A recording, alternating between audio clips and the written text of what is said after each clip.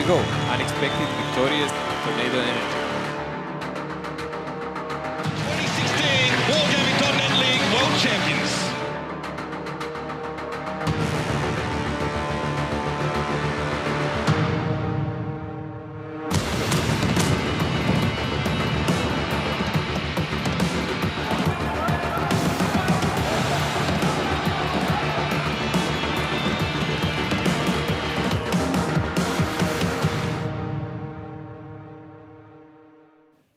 Good evening and welcome to the EU Wargaming.net League Season 2.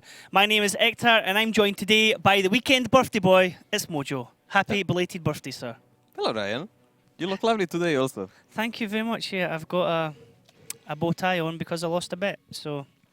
It's a bling bling. It's a lovely tie, yeah. It's actually a bit loose, but we'll have to not be able to adjust that in between the next matches. But yeah, this is what happens when you make bets, people, and you lose the bets. Awesome. Now, today we have a couple of matches lined up for you guys. We'll be kicking it off just in a minute. But before we actually go into the matches, Mojo, let's have a look at the standings and see how the matches we've had already have affected the table. Ding staying on the top after the last day. 28 points. That was quite a defeat they handed over to Kazna. 5-1. Wasn't even close. It was a spanking, to be honest. Yeah. It was an So absolute thrashing. that match was nothing we expected, honestly, and we had a big clash, Gohar Utopia. It did look at the start that Utopia might do something about that match, but Gohar just overtook them toward the end and kept their secure second spot. So nothing changed there. Kazna is starting to lose a bit grip toward those two leading teams, but still everyone's game is there because we have whole 2 weeks more to play after this day, so a lot of things can happen. The biggest battle at the moment is somewhere toward the bottom, honestly, because yes, Utopia, Oops is kind of safe against GRS with 5 points, but there are always possibilities even there. Yeah, pretty much. It's it's between the Isuba and Gunrunners really to avoid that bottom spot, and Oops just need to try and get some better positioning really at the moment. Now for this evening's matches, it can have implications at the top of the table and it can have implications near the bottom to mid-table as well. So let's bring up the matches for today that we're going to be showing you guys. It'll be kicking off at the start with Ding versus Isuba and Gohard versus Oops. So Mojo, just saying this could have vital implications at the start because we could potentially see the leadership change today. Well, in both of these matches, the favorites are in first case Ding, in second Gohard, being first and second on the leaderboard. But important for them is just to claim victories, so they will keep the lead. So it's nothing super crucial for them. On the other hand, like Esuba and Oops do need points because they are standing exactly the same with 14 each on the scoreboard. So it's much more important for them what happens here. As far as Ding is concerned, it should be an easy job for them on paper. They already won Esuba once 5-0, second time 5-2. So in that regard, they are far superior here. As far as Gohard and Oops are standing, well, Gohard won them both time 5-2. It's one of those magic losses by Oops, 5-2. They have 6 of those in total by now. I was just actually thinking when we're looking at the league tables as well, Kazna could really come to kick themselves for the tiebreakers that they've played as well. They've ended up playing 4 of them. Now they have won 3, but that's still 3 points that they've dropped. Which, when it comes to the end, this could be what, makes or breaks actually getting that second place between them and Gohard. You could say that even they picked up some of those points because they won Ding in tiebreaker, as example. True. That's a good way of looking at it. Yeah, the Ding one for sure, definitely. Now, as well, we always talk about the battles that we have on the show, but we always talk about the Fantasy League as well, Mojo, where if you guys are able to participate, you can participate, but if you're able to place higher than myself, Daki, or Mojo, then you're going to earn gold, premium time, and perhaps a tank as well. The address there on the screen, it was www.fantasy.eslgaming.com. Join in. You might be too late to try and actually beat me, Daki, or Mojo, but you will understand how the Fantasy League works, and it'll give you a bit of practice for next season when you try and claim the title from us. But it's likely not going to happen. It's very important that for the next season you start from the beginning. So if you're doing so, it would be better if you already know what you're doing instead of just trying blindly to go in the dark and find your way. So yeah, joining even now, it's not a bad idea. Yep, it's certainly good fun. Seeing at least you can beat your friends if you all join up at the same time. So it's always worth something to do. Now, looking ahead to this evening's matches, we're going to see Ding versus Isuba. I mean, we're kind of expecting a bit of a strong win here from Ding, to be honest. They're fresh off spanking Kazna Crew 5-1. And Isuba, I mean, it's been 5-0, 5-2 last time. So, I mean, Ding, Mojo, they've only really changed 2 players. Brought in 1 new player who's in the regular lineup and brought in a specialist, shall we say, replacement. Ding won last 6 matches. That's important to state here. And only close one was against Utopia. They won in tiebreaker. Of the new guys, we only have Ilian here who joined them from Kazna. And you can say that Shish is the new replacement player here, but he's a meme animal, not a real player here. So that doesn't really matter. I mean, all the other guys are performing standard, and as we said many times, like last season, maybe Positive was doing some hard carries for Ding. Yeah. This season, much less. It's more distributing along the team. Breaknecks. Same as Ilian was doing for Kazna, but Yeah. he's just melding and being part of the team. Breakneck's having a bit of a standout season, I would say, for Season 2. And Hulknick as well is actually coming consistently high in the damage charts. And this weekend, propping up At your least fantasy in this team. week when it's important for me. Yeah, for Mojo, only one in the fantasy team. Now, their opponents, Mojo Isuba, one of the 2 all-Czech teams, one of the 2 new teams that we have in the league this season. And they kind of swap about their players. Sadly, I saw that they didn't use Tomasek midweek because he's in my fantasy team, but it's not always easy to predict exactly who we're going to see here for Isuba. Well, we are obviously seeing a lot of players here, but standard players are usually their lead players like Andrew, Combat, and Froli. And most of the cases, then we will see Overus, and then some other guys will exchange, like and Pratalicek. I mean, some of these guys perform usually really well. Like we've seen really good plays by Andrew lately. Same by Combat. Froli is probably their most skilled player. Yeah. But he doesn't have always the best games because he usually has the riskiest job in the team to do. And let's face it, he gets wrecked sometimes because of that. So that happens, yes. Yeah, sometimes he gets absolutely pasted. He's a bit like, sometimes like Annihilator. He's like the one that goes forward and perhaps sometimes overextends when Annihilator's playing with Go Hard. Very reminiscent of that style of play. Now let's actually have a look at the maps we're going to be seeing, Mojo, tonight and the order that they're going to be played in, because that can always be quite telling as to what team can get an early advantage. Well, Himmelsdorf should be the Dings map, obviously.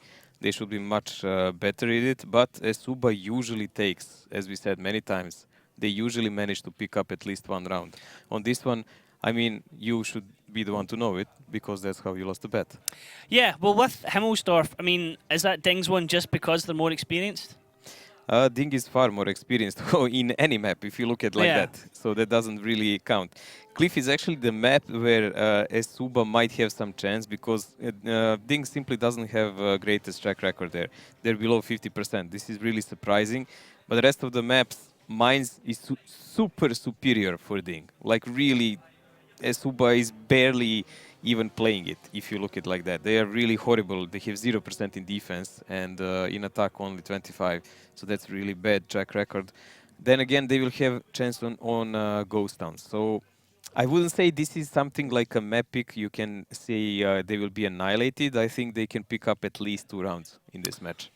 Possibly. I mean, if they do pick up 2 rounds, they'll kind of equal what they did last time. But I'm really expecting Ding to go for it right from the start and just basically not let up on Isuba at all. Just try and get it done and dusted and over with and get an extra 3 points on the board. Important thing is this is the last day with the current patch, so none of the teams really, they don't have what to hide anymore because the meta will be significantly changed due to introducing of new tanks, new kind of DPM for mouse, how the armor works and everything like that. So those kind of changes will influence us greatly and they will just show us whatever they have right now. Okay, now with Ding, we're seeing Kramwagen 2 IS4s coming out, Mojo, and a Gorilla. What does that say to you? Well, in defense, that means they are going to just sit and wait. There is no other way to say it. I mean, it's really hard to get rail control with this because they're not really fast, but they can put up 1 or 2 tanks down and then cover from great distance with the others. I'm interested to see will actually Asuba try to exploit it, because these tanks are quite slow by the Dink. And on Isuba's lineup, and almost all French lineup, they've got that 1-1-3 in there. So, I mean, that's quite a mobile setup they've got there, isn't it? I think they have a good chance to actually push the rails, if they know how. Okay, well, let's see exactly how Isuba are going to do this. It's Ding Isuba here. We're going to the first round. It's on Himmelsdorf. Himmelsdorf, a small city map. The teams start the battle in opposite corners. Both bases are located close to each other, but in a way that you can't stay on the defensive all the time. The main attack routes pass through the hill, the alley and the railroad, but in general, the attack can be successfully executed through any part of the map. Heavy tanks and tank destroyers with powerful guns run the show here. However, a lot depends on the mobile light tanks. And here we go, right into the action. Ding are going to be on the red side defending, and Isuba are going to be on the blue side attacking. And it looks like Isuba's making a move for that banana road Mojo, and perhaps that might be where they go up straight away. Meritorious is, as usual, staying back with his IS-4. Eventually, he will end up on that A6 position where he can write the books and a significant number of volumes. How to die there, and it seems like it will be a new one because Isuba is pressing exactly there. Ding will know it in a second. But there are no connections by Ding players. Like, I don't see any significant shot coming to any of the Isuba tanks. They are actually taking Ding by surprise. Well, Meritorious might survive actually a bit longer because he's here. It does look like one of the observers actually has wrong camos. Okay, so Isuba rushing into position here up the map really quickly. Now, they've taken a strong position here. We're actually looking from the viewpoint of Ding, not Isuba, so just ignore the camos at the moment and just look for the players' names. As we see, looking here at the moment, trading with Hulknick on the D line as Isuba are trying to get position on the cap circle. Andrew has already taken a bit of damage for Isuba, and they've got two tanks on the cap. They're down to 34 seconds, and look at this from the top, Mojo. Ding are going right in here. They're going in hard. They have no choice because look at the timer. 30 seconds till the end. 25 now. So they have to press somehow. Their butt shot, breakneck, will be quite late, but there is some decap going on, so that will buy him some time to come from the back. They are starting to make some advantage here because they have those angling tanks. There is already a guy down. Meri takes out Tomasek, so Isuba have lost one of their AMX 50Bs. As we see Pratilicek getting focused now as well. Positive and Shokish coming around the corner, so Positive going in with a reset and a different tank there. In the meanwhile, there's hardly any damage going back into Ding at the moment as Isuba are pushing the advantage here quite strongly. I know why it's going on, because like Yuket is not playing, Tomaszek is, and Tomaszek is on tier 10. I don't think that's a good thing, Ryan, there, but Isuba is getting wrecked and annihilated and shreked, and you can say in whatever ways, but this game is already over, and we will see them in defense very soon. This is a GG already as Ding are taking it to Isuba. Ding still have 6 guns in the game. Isuba only have 2 left. As we see Frawley just about to go down. He's now on a one-shot, running away there. Karitz might actually pick him up. One more from Karitz, and that's going to do it. Hulknick actually gets taken out by Lukin, but it's a token kill. There's nothing Isuba can do to salvage this one, and Ding, continue to keep their advantage here and their dominance on Himmelsdorf. Have to apologise there for the UI display. There is a slight issue when we go to the viewpoint of Ding. Sometimes it's on the wrong side, but we'll get that fixed ASAP, so apologies for the confusion. Now, Frawley, good luck, mate. One more shot and you're done. Breakneck's going to just charge you. I mean, it's bold from Breakneck. He's on it. Might come off reload. He could actually die for that. Yeah, it doesn't look like Breakneck ever actually gives a damn about it. He might suffer even one more shot, but it doesn't matter because he has more than enough HP. But he did give quite a hefty farm to Frawley. Curses for that, because I don't have him in a team. He gave there's a hell of a farm for Karitz as well, actually. But he gave him a freebie. That's how it's called. He gave him a freebie. It was nice. Karitz was able to farm all the damage, and happily for me, Tomasek's in the lineup as well. So at least he gets some points. Yeah, he had brilliant performance. He died in the first second. Rock on me. We'll see. Did he fire a shot at when Probably not, but at least he's playing. You know, at least it's something. Better. Yeah, it's better than not. Why playing. is Yukit's not playing, man? Like, he's a constant performer. Again, as I said, it's really difficult to predict the Isuba lineup for most of the times. You can usually bank on Andrew and Frawley, and then outside of that, Combat also. It's not combat, yeah, but outside of that, it's really hard to predict who's going to be defining lineup. The only one that seems to be the least played is CNNK in the lineup. I think he played only one game so far, so it's pretty confident you can say always he will Yep. not. But I mean, fair play to Isuba. They tried to go for a cap rush here against Ding, but I mean, Ding's not really. We talked about this yesterday with Daki as well. They're not really a team that you can kind of catch out with cheesy tactics in a way. The only team that are able to do that is the Wild Bunch if your cap rushing goes down. But the thing is, when they already started to go like that, Suba already had a choice what to do. They had all 7 tanks there in position. So if they wanted to play like that, what they're supposed to do is to go directly at Ding. They start the cap, they start the pressure, they see that Ding is split, that there is no Bacha there, there is no 3090, so that's like, okay, 3090 doesn't really matter, but at least that's 2 tanks less.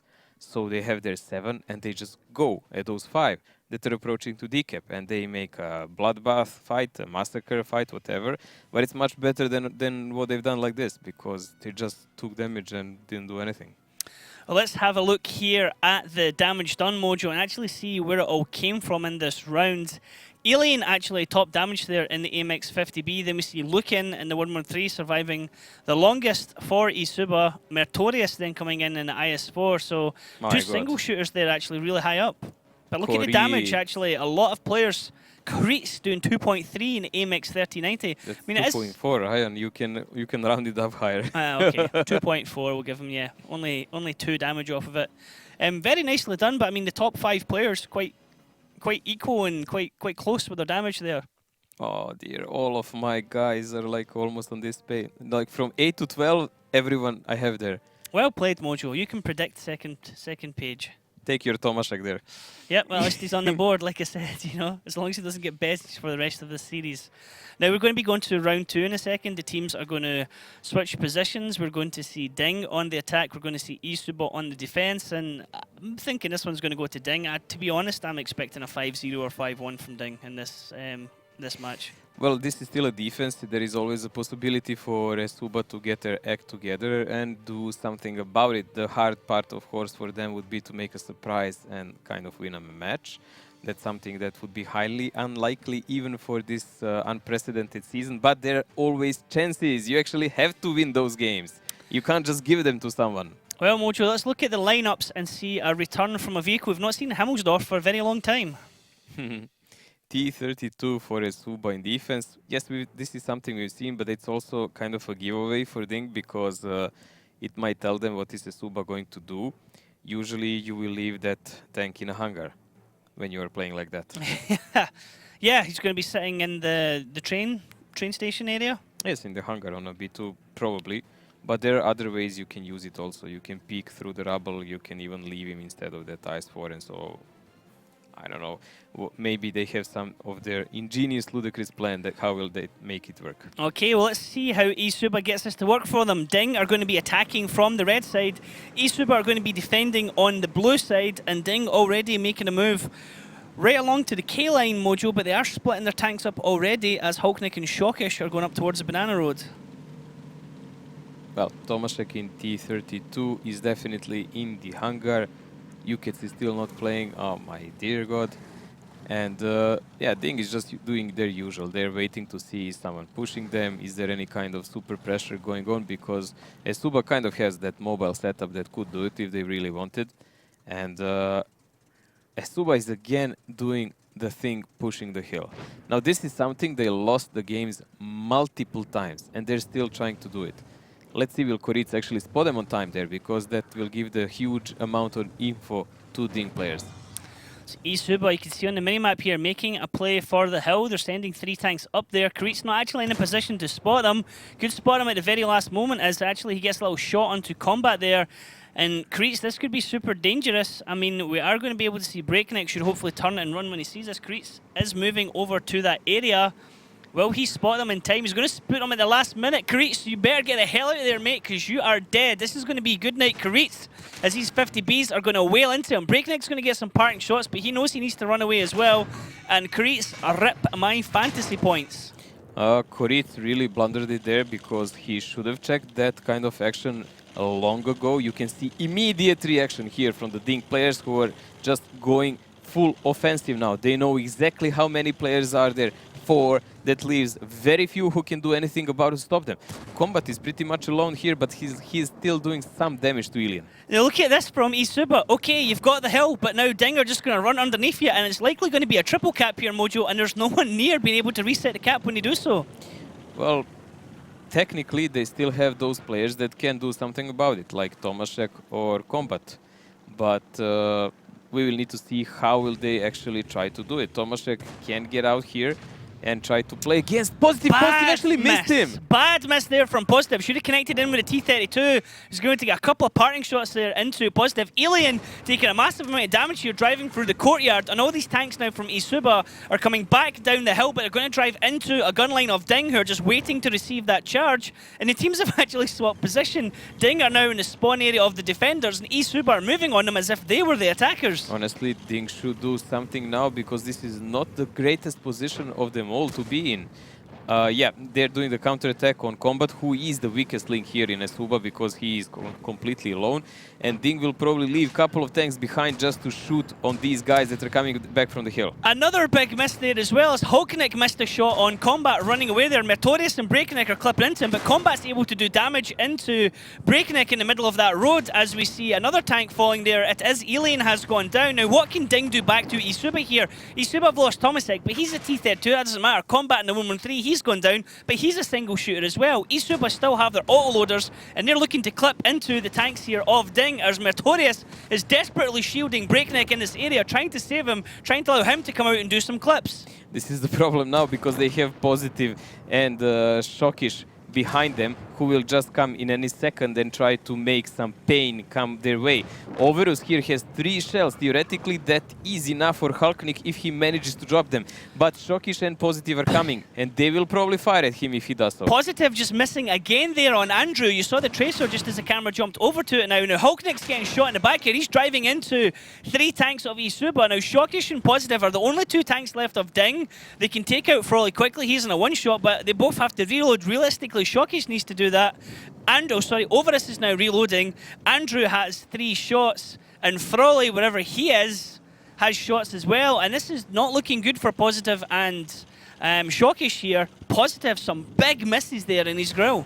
I think the Frawley is probably the most dangerous part for them, but the amount of misses they did is going to cost them the game eventually. And then, as I said, like, Isuba actually has a high chance to win this game, no matter how erratic it looked and it was in reality.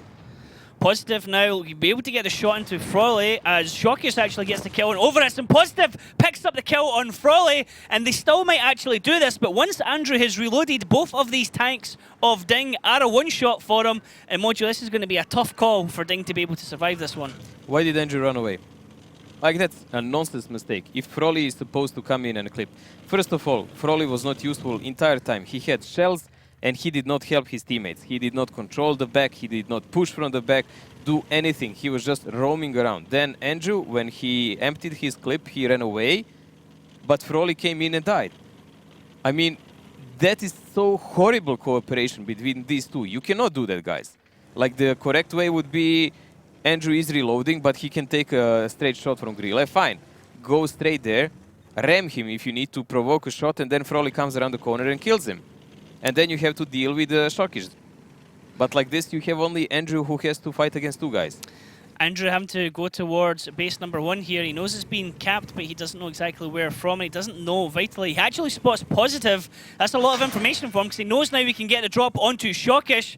Shockish gets a shot back into him. Andrew's now a 2-shot or a 1-shot from Positive in the Gorilla. And this is going to be a hell of an individual play from Andrew, because now whatever he does, he has to be wary that he can be flanked. Ding can come out from either side in a pincer movement, and Andrew, whichever way he turns, the other tank will shoot him. Now, Shockish won't be able to kill him. It's the shot from Positive that will kill him, but Andrew can kill both of them with a 1-shot as well. Andrew can kill him and will with the 1-shot there if he connects. Fact is now, will Positive actually manage to hit him? Because we've seen this game, he was quite shaky. He missed a ton of shots that were 100%. Positive actually going for a long flank here. This is quite the Correct move, I would say, to try and get shots and angles onto Andrew, but Andrew's expecting that as Andrew moves. That's a great connection there from Shockish. Andrew's going to pick up the kill on Shockish, however, but he took an extra shot, which is really bad for him. Now, Positive knows where he is because Shockish was able to spot that for him, and Positive lining up the shot here. Can he make it? Nope, the building's just in the way. He does connect, and Ding have won this one 2-0, and that was way closer than it ever needed to be. Let's face it, this was a gifted round by Asuba to them. First, Ding really did massive mistake. Koritz didn't spot the climbing on time. This is something we've seen Asuba do before. They pushed there a couple of times. Usually it really ended miserably because the other teams were checking what's going on there. I think Gohard Nile actually was the first one who faced them like that. Can you actually just have a check at how many shots Positive fired compared to how many connected with? Because I'm sure he missed at least 2 vital shots there in that fight. He missed 2 shots and he connected 6. Wow. So 8 shots out, 6 connected. What a difference if he'd made, because one won the T32, but there was one on the tanks in the middle of the fight that he missed. I mean, that would have changed the whole fight in that center area. But still, the entire tactics by Suba was super gamble. They left the guy alone and they hoped they will do everything correct. The reaction from Ding was quite normal, that they will just push on Combat and take him out because he was alone in that middle street on 5 line. But I think a reaction by Shockish and Positive to follow them was a bit late. Yeah. You could see that Shockish even bumped in Positive. Come on, man, move. We need to go. I mean, I'm being a bit heavy here, really, to be honest, on Positive, because he did pick up 4 kills and he did come second top damage. But just that those shots when we saw it in the heat of the action, okay, fair enough. That was a bit overcritical for me there. Well played, actually, Positive. He did come out and carry for the team there with Shockish at the end. I mean, that was a round that looked like it was going to be E-Subas, and Ding were able to come back into that. I guess it was perhaps like a bit of miscommunication, like you're saying, Mojo. If Andrew had baited the shots, then we could have seen Frawley coming in and actually clipping out in the back chat. Andrew kind of needed to take those shots rather than say to Frawley, hey, you've got a full clip, but you're one shot, mate. You go in and distract them so yes, I can but reload. Also, what was Frawley doing the entire time? There was no mysterious tanks on the map. He was on one shot, yes, but he would know exactly when Positive fired. He would know exactly when Shockish was positioned and where he was aiming. He had all the time in the world to come out in full speed around the corner and do the clips while Positive was tracked. Yeah, I think he backed off to reload, perhaps. No, he had a clip. In a moment, he ran away. All the time, he had the shells. So that was a massive mistake for him, for a player of his caliber. He's a really good player. So that was a massive mistake, and it was followed by even worse communication between Suba players, and that costing them a round. You cannot afford such mistakes in this kind of high-stake games. Yep, it was certainly way closer than it ever needed to be. It reminded me actually in a way of the Ding Kasna fights yesterday, the first map. Ding where made like mistakes here. They the had wire. a chance to use them, and they didn't. Yeah, but in the end, luckily it works in Ding's favour, and now they are 2-0 up. Now we're going to go into Cliff for our next map. So we have Cliff, Mojo. We have Ding on Cliff. God damn it. I don't like your accent on Cliff. Wow, I don't like your accent. Just do it as you should, man. Ding on Cliff. There we go. That's so wrong. All the bat chats, as expected. It's a very standard lineup here we see on Cliff with 5 bat chats and then 2 random tanks. I mean, main reason just is their versatility here, Mojo, isn't it? Well, Suba in defense, this is the most classic pick we've already seen. T49 and TVP usually that cover down, combined with budgets. But we've seen most of the teams lately just send the 49 down alone to spot, and TVP actually comes up with the budgets to do a couple of rounds if possible. While Ding likes to play in this map with T54 light sometimes, same as Kazna actually. Yeah, the T49 can sometimes be a deal breaker in this battle if it can connect 1 or 2 massive shots because the damage it can do. Usually see it connecting 1 at the start, but we'll see if that happens or not because we're going to go here into Cliff for Ding versus Isuba. Cliff, the most dynamic map in the league. Battles on Cliff always turn into desperate double-edged fights. Teams start from the same spots as they do in standard battles. The first base is located near the defender's spawn point, and the second is at the bottom of the hill. Sometimes teams split their forces and send several tanks through the 1-2 line to the left of the small hill, but usually both teams play at the center. The attacking team can send one of the tanks up to the lighthouse or behind it. Fast and quick-firing vehicles are better suited for this map, mainly medium tanks, including tanks equipped with autoloaders. And here we go. So Ding on the red side are attacking into Isuba on the blue side, defending. And it looks like Ding are pushing most of their forces, Mojo, up the 1-2 line here. But Isuba look like they're going to be countering it. And I think we're going to get a massive fight here at E3, F3 in just a couple of seconds.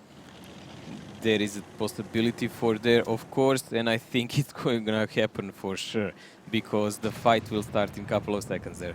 Crete's taking massive damage there as Ding see Isuba. And let's actually listen into the TeamSpeak of Ding as they engage in this fight. Заберу. Сори. GoPro? Вот, давайте вот этого. Одну поле. Я в КД, 49 КД. Я в КД тоже. У меня будет Андрюш, фокусить. минус 2. Заберешь 49? 49 когда заберешь? Я таран. Ну да. Андрю минус 2. Минус 3, Андрю. Бат там по мне за одну пульку. Бери ее. Хорош. Андрю газован. Андрю КД. ТВП, фокусите, ТВП. Я 13 секунд. Бля, надо Я было в шот зажать. сун, there was one shot you. Только заблочь Андрю. По Андрю стреляй. Я Ну, КД. yes, 20 seconds like. Я Сейчас сейчас ТВП по Андрю зарядится. выйду. Сейчас ТВП ТВП зарядится. зарядится. Я тоже Мири не зарядился. едь, Илен, don't go, и TVP идут. Пак меня целит. Хорош. Можем выйти типа побить. Давай, Нет, давай, Выходите. Я в КД. У меня 15. Well, Mojo, less than 2 minutes and we are done and dusted. Ding, if we do go to tiebreaker, are pretty much guaranteed to be having the quickest win so far. 2 minutes? I think it's 10 minutes into the match and it's already 3-0, man. Like, what's Unbelievable. Like we said at the start, I did expect it to be quick between these two. I thought Ding were going to be very decisive. Did not expect Ding to be as decisive as that. And again, just so calm on their TeamSpeak. You were saying they were counting the shots of the tanks as we were going down. They weren't making any crazy pushes against the tanks. And we saw Positive getting a ram on the T49. We saw Shockish having to ram after missing a massive shot there right in front of him. But It's very important in such fights that the players give each other correct info, how many shells a player has, or is he in reload or not, and so on. And every time I heard them say it here, they were correct about it. So much better communication and focused fire by them. And I don't know, it was a bit embarrassing miss by Shokish in that moment, point blank. point I blank, guess yeah. it happens. But here's the good old Positive back to form here. 7 kills, so 7 shots, 3 kills. 2,770 damage, and after getting 4 kills on the previous round, Shockish is certainly showing everyone why he's considered pretty much one of the best players on the EU server. Breakneck, second player there in his team. Also, huge amount of damage from him, and is one of the top players as well here on Ding. Well, about that Shockish being one of the best players on the server. Positive, Positive, Mojo. yeah. Okay. Not Shockish, Positive we're talking about here. I was just Wake thinking. up. I was just thinking how will Ducky like start laughing in his office any moment now. I was looking at you as I said that, and your eyes went wide. I'm like, Mojo, I'm talking about Positive here, and now I see why you were thinking about Shockish. But Yeah. Well, pretty decisive one-sided victory here by Ding. Nothing to say there in the attack. Now there will be their defense side on Cliff. Of course, it's much easier to play. Unless you collide with enemy like this and you do not create good angles for crossfire like Esuba actually didn't do. They had 2 players at the center that didn't actually join the fight on time. You could see it, while Ding had only 1 Shockish, and Shockish was actually shooting them in the back all the time. But by the time they arrived, it was already over. Yep, well let's look at the lineups for round 2 and see which 2 tanks are coming with the Batchats. So Isuba going for the Batchat family, taking 2 little baby Batchats out with the adult Batchats. And we see TVP and T49 coming out for Ding. Now, Mojo, this Isuba lineup actually has a hell of an amount of mobility and firepower to it, doesn't it? Well, Ding playing the standard defense round here with the T49 and TVP, while the other guys, Isuba, are playing with a full Batchat lineup. So, yeah, always taking for more damage. Maybe they will try to surprise Ding with something. Okay, well, let's see if this one's going to be just as quick here as Dinger on the defense. Isuba is on the attack. Dinger are on the red side with the defense, and Isuba are on the blue side attacking.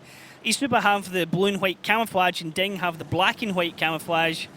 Now, I mean, Isuba's going to the same position they went to, Mojo, but that Ding went to, but Ding are going completely in a different way. Well, Esuba is just going here pure YOLO, but a huge connection here by Kuric instantly, and we will again have an engagement in next, let's say, 10 seconds.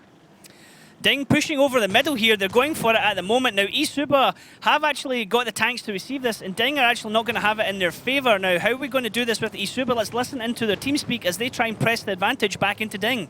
Hold on. Over si nemůžeš breaknout, tak? No, já jsem myslel zajet. Merite. Nad námi, jo. Mají dva. No. Je baka šokiš. Jo. Jsou tam dva, ještě vedle Iliana je taky jeden. A na to nahoře. Nás se rozstřílí. Nechceme pušnout. No, si Ne. odpadnout. To 40. Co teď dojet sem, tam nikoho. Pojďte dva bačati sem rychle, než dojedou nikdo na... Mám 3 rány, jo? Nechám si je. To nechte, ale musíme dojet sem, než tam dojedou oni. Tak to chtěl. No, oni to uvidí, že jo? Já si vidím, hej. Jako... Tu 49. Halknik? Tam je někde 49, no. Nevím kde.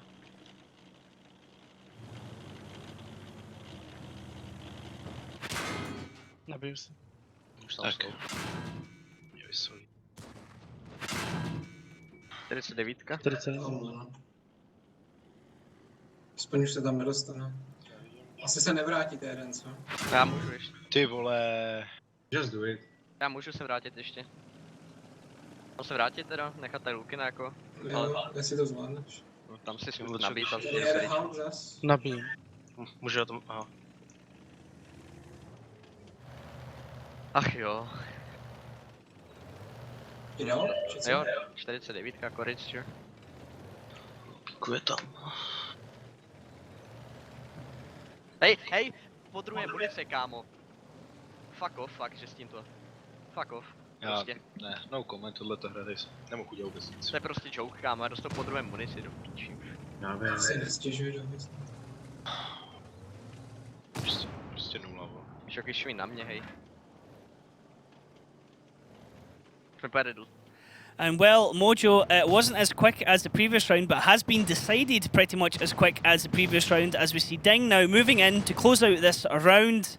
Overus and Andrew being the only two tanks left, as Hulkneck just wants to peek over and get Overus, but doesn't have the HP to trade with it. Breakneck and Positive going for Rams here onto Andrew. Great ram kill there from Breakneck, and now Overus.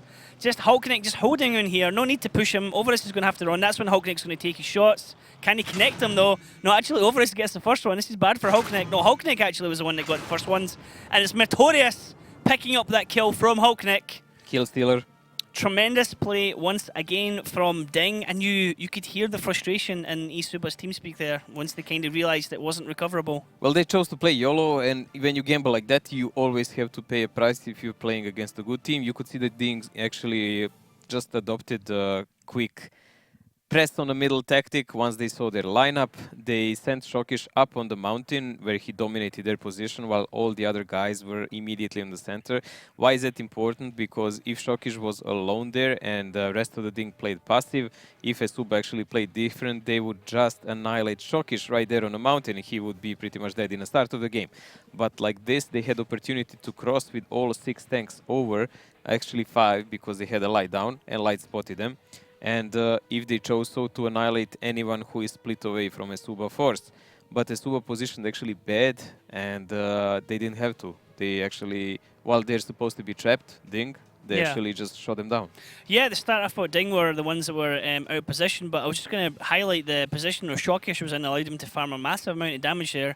3.3k from 10 shots and 2 kills. Alien getting 2.4 with 9 shots and 2 kills. We see Hulkneck actually in 3rd place. Overus, highest player here from eSuba, consistently becomes one of their highest damage dealers usually throughout the exchanges. Kreitz actually coming in 5th place. They are connecting with only 2 of the shots from the T49. We saw a miss one on Lukin, which could have destroyed Lukin. It was unfortunate. It was when Alien was shooting down at Lukin as they pushed around the bottom. And that was kind of the moment when eSuba realised, no, this is not going our way. We can't recover from this. And even every time they tried to move, Shockers, I mean, look at this, the second page, how little damage was actually done from all these tanks on the second page. Unbelievable. Practically nothing all over the place. But what can we say about this match? I mean, 4-0 now for Ding. This is really a complete annihilation and one-sided one. And next map they're going to play will be Mines. Ding will be attacking on that one. And Mines is really, from all the maps they played so far, the strongest map for Ding. And the weakest one for Esuba. Here's the thing, Mojo. We started at 7 o'clock. It's almost gone about half an hour, and we're already at 4-0. That's including the whole pre-show before the matches started as well, which is at least 10 minutes. If Esuba doesn't do something about this match will be even faster than the yesterday's against Kazna. We'll probably have to have a half-hour break before the next one, because I don't know if the teams are going to be ready for round 2. Don't talk about it. You know, it could be I mean, it could be quite funny, but you know, the second match usually starts at a specific time, or roughly a specific time. So I think they're supposed to be I ready really hope 1 hour everyone's going to be earlier. ready in time for the next match. Now here we go here with the lineup on Mines, and I think Ding are just going to want to do a coup de grace here and finish off Esuba, but triple 1-1-3 Mojo is not something I think I've seen for a while. Ding is actually playing that last 3 or 4 times with 3 Okay, 1-1-3s. I must have been sleeping then. And Esuba also played something like this with 1-1-3 and 2 tier 9 VZs. It's a strong push lineup, and again there is a possibility of huge clash around the middle right from the start. Well, Ding have it all to do here. They're on match point. They're going to look to seal this one out. Can he do it against Esuba? Let's find out. We're going to go to Mines. Mines, a small summertime map with lots of hills, rocks and other cover. The teams start the battle in the usual locations, but the base locations are different. One is located in the bottom part of the village and the other one is in the water. One of the key objectives is the centre hill. That's why the teams will often select fast vehicles and tanks with strong turrets for cover. Well, this is not really a game. Yay! You all thought you were going to see Mines, and instead you get back to me and Mojo. A little bit of a whoopsie, but we'll get that fixed ASAP. Now, Mojo, you were saying you think they might actually go to the water here, potentially with the lineup. Ding can just choose not to go fight to the middle with this. They have potential with these 3 1-1-3s to go and pressure the lower the cap and just set up a crossfire with the other guys to eliminate the Esuba tanks that will try to decap. So there is always a possibility for them because Esuba doesn't really have anything. They don't have RT, they don't have a T49, they don't have a Grille, something that can be behind the bushes. They will have to rely on Bachat or something like that to do it, which is never a good thing.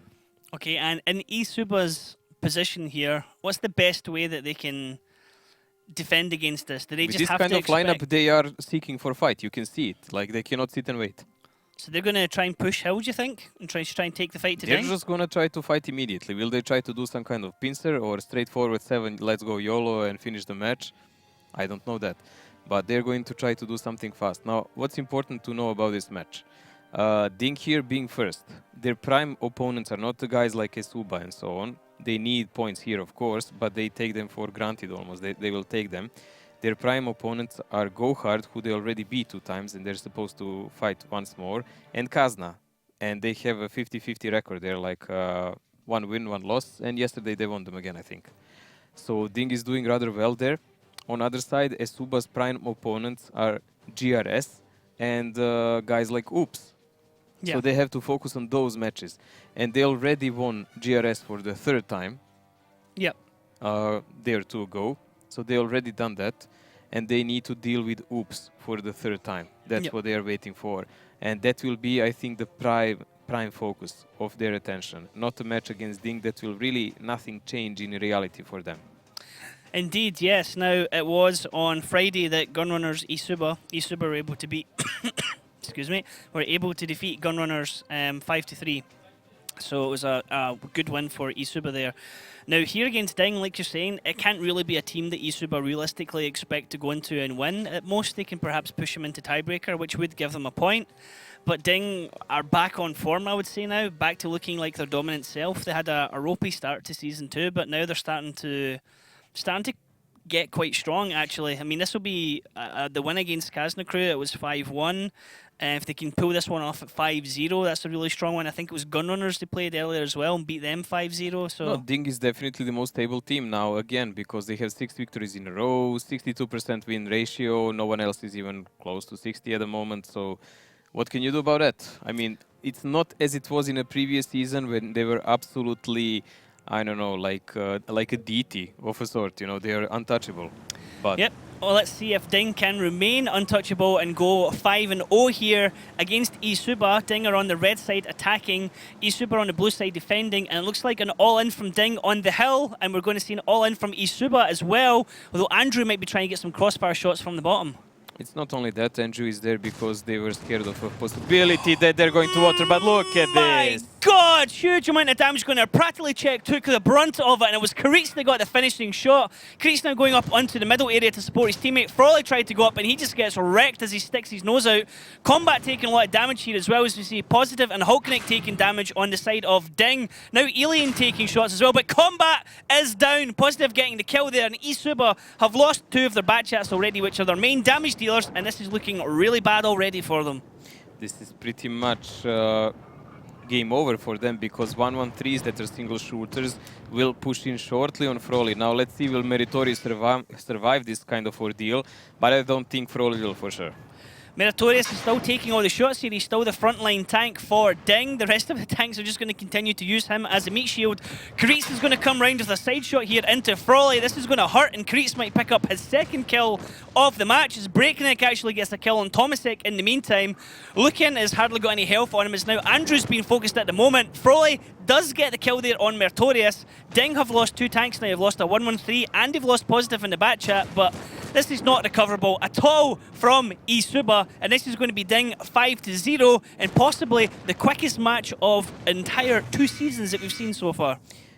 Well, Overus is doing some glorious damage there for Isuba, so it's not lost 100% yet. He's still controlling the hill, and Ilian is burning and he might fall here, but Andrew is on reload, so that's gonna cost them heavily. Alien has managed to survive with a sliver of health here, 122. Shokish picks up the kill on Alien. Oh no! Shokish got a kill on Overus. Alien missed that shot on Andrew. It's likely going to be Shokish trying to go in and kill him, although you can see Karitz is desperate to go for that as well. Andrew's going to come off reload and has to decide which way is he going to peek, who's he going to get a shot. As you can see, Karitz absolutely hungry for this, but Andrew knows he's coming. Karitz! Whoa! It's Alien that actually picks up the shot on their drive on the back. No drive-by for Karitz, and bam, 5-0 just like that in the blink of an eye. Well, your crystal ball was better than mine here. You predicted the result completely. I didn't. I thought Isuba will actually give a bigger fight here to Ding and they will maybe take 2 rounds. But honestly, they got what they deserved here. Ding was far superior, and Isuba, even when they had a chance, they didn't really play to the potential. Yep, so that's 3 times these teams have played each other now. They won't see each other again this season. Next season, perhaps, if Isuba managed to stay up, then these 2 can go head-to-head again. But Ding have now taken all 3 matches, 5-0, 5-0, oh, 5-0, 5-2, 5-0. This evening was absolutely dominating. I've not seen anything like that in the league at all so far, last season or this season. Well, let's not go that far. We've seen plenty of things last season. We've seen dominating matches, but I mean, nothing within roughly about half an hour of actual showtime here from when the matches started. Oh, yes, we did. So, Overus, again, we talked about him being the consistent damage dealer for Isuba. He actually comes out on top here, Mojo. 3.4k damage, 8 shots, 3 kills. He had a really good position there because a lot of guys from Ding actually had to run away from hill, so he had a really good farm, which is rather good for them. But of course, at the end of the day, losing Pratelicek in the first second of the game didn't really help them, and they didn't manage to maintain a greatest cover fire for the rest of the teams. Now, this is the problem when you play against 3-1-1-3s. If you lose a budget like that in a start, and you don't do anything significant in the following part, when they come up with that armor and HP pool and big alpha guns, what are you going to do then? Yeah, it's going to be a tough one to crack. Now, Karitz actually One shot, 2 shots. One of them was a kill, 550 damage. That was on practically check at the start, taking the brunt of it. T49 not really a factor in this battle, but nice for him to pick up a kill. Keeps me happy. He was a very important factor because he was alive all time. So he, even as a distraction for the other tanks, it would matter a lot. Shockish, Alien, Positive, top 3 damage dealers here. Shockish actually maintaining 2.5 across all the rounds as average damage. Getting 6 kills. Alien doing 10 kills and maintaining 2.1 average, and then Positive 2.2. Well, 2.02, I guess. Overus, actually, look at this, 1,000, oh, 10,000, sorry, total damage, 2,000 average damage. Nice, easy split for him. Well, at least my forwarding guys are on the first page. Not much for Esuba to say. I have Combat, Rip Me, Lukin, and Yukets, who is not even here. Well, I had Thomas second. He was playing this one, but he didn't play in the last one. So them's the breaks, Mojo. You'll probably still get closer towards me. I mean, you and Daki have more money to spend on your fantasy teams than I have. It's earned money, man. So, I mean, it's well earned. That's how it's you not can dropped get from the sky, you know? players. Yeah, but you and Daki cheated because you started working together to try and beat me. And to be honest, I am flattered that you'd have to team up to take me on like that, and you couldn't both do How it, on your own. We don't have the same teams. Well, because you both went here, Mojo, I've got some tactics, and Daki actively turned his monitor away from me as he showed you what he was talking about. Oh, because you're and spying. Then the two of you discussed about the tactics. It's not spying, you're working against me. Yeah, you discussed right in front of you. That's really heavy. I'm flattered that you have to team up against me, you know? It's nice that, as they say, if everyone says, if you don't have any enemies, then perhaps you're not doing things well. You know what's nice? That you're trying to copy our tactic, but unsuccessfully. Sorry. We'll see. We'll see, Mojo. I'm going to still finish ahead of you at least. That's what's going to happen. I still see you wearing a tie, mate, so don't bet. Yeah, that's a fair point, actually. Daki's won one twice, though, and you and Daki need to bet as well now. We need to see how that's going to work. Well, Daki chickened out when he had a chance to win, so what can I do? Okay, we're going to take a break now. I have no idea how long the break is going to be, but we will be back right after that. With Go Hard versus Oops, I do believe it's going to be 10 minutes because this first match is finished so quickly. So for everyone tuning in, I do apologise that everything has happened already. For those participating in the quest, chill. I don't know how many polls there's been, but if there's not been a lot of polls, there still is more to come in the second match. And well, we can only do them as long as there is matches and rounds to play. I'm pretty sure if it's 5 or 6 minimum, you're guaranteed to get 5 or 6. That's 100%. If you're tuning in halfway, it's going to be a tough one. But anyway, we'll see you guys after the break, and we'll be back for the second match of the evening.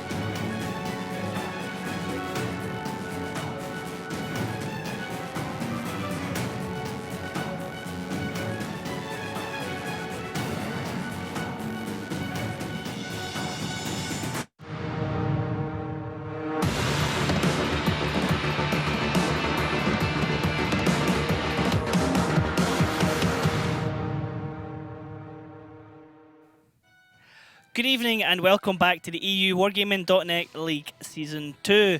Now this actually is match number 2. I know it's going to be surprising for a lot of people, but we've already seen one match done and dusted already as Ding absolutely dominated eSuba 5-0, and it was a very outstanding performance from Ding as well.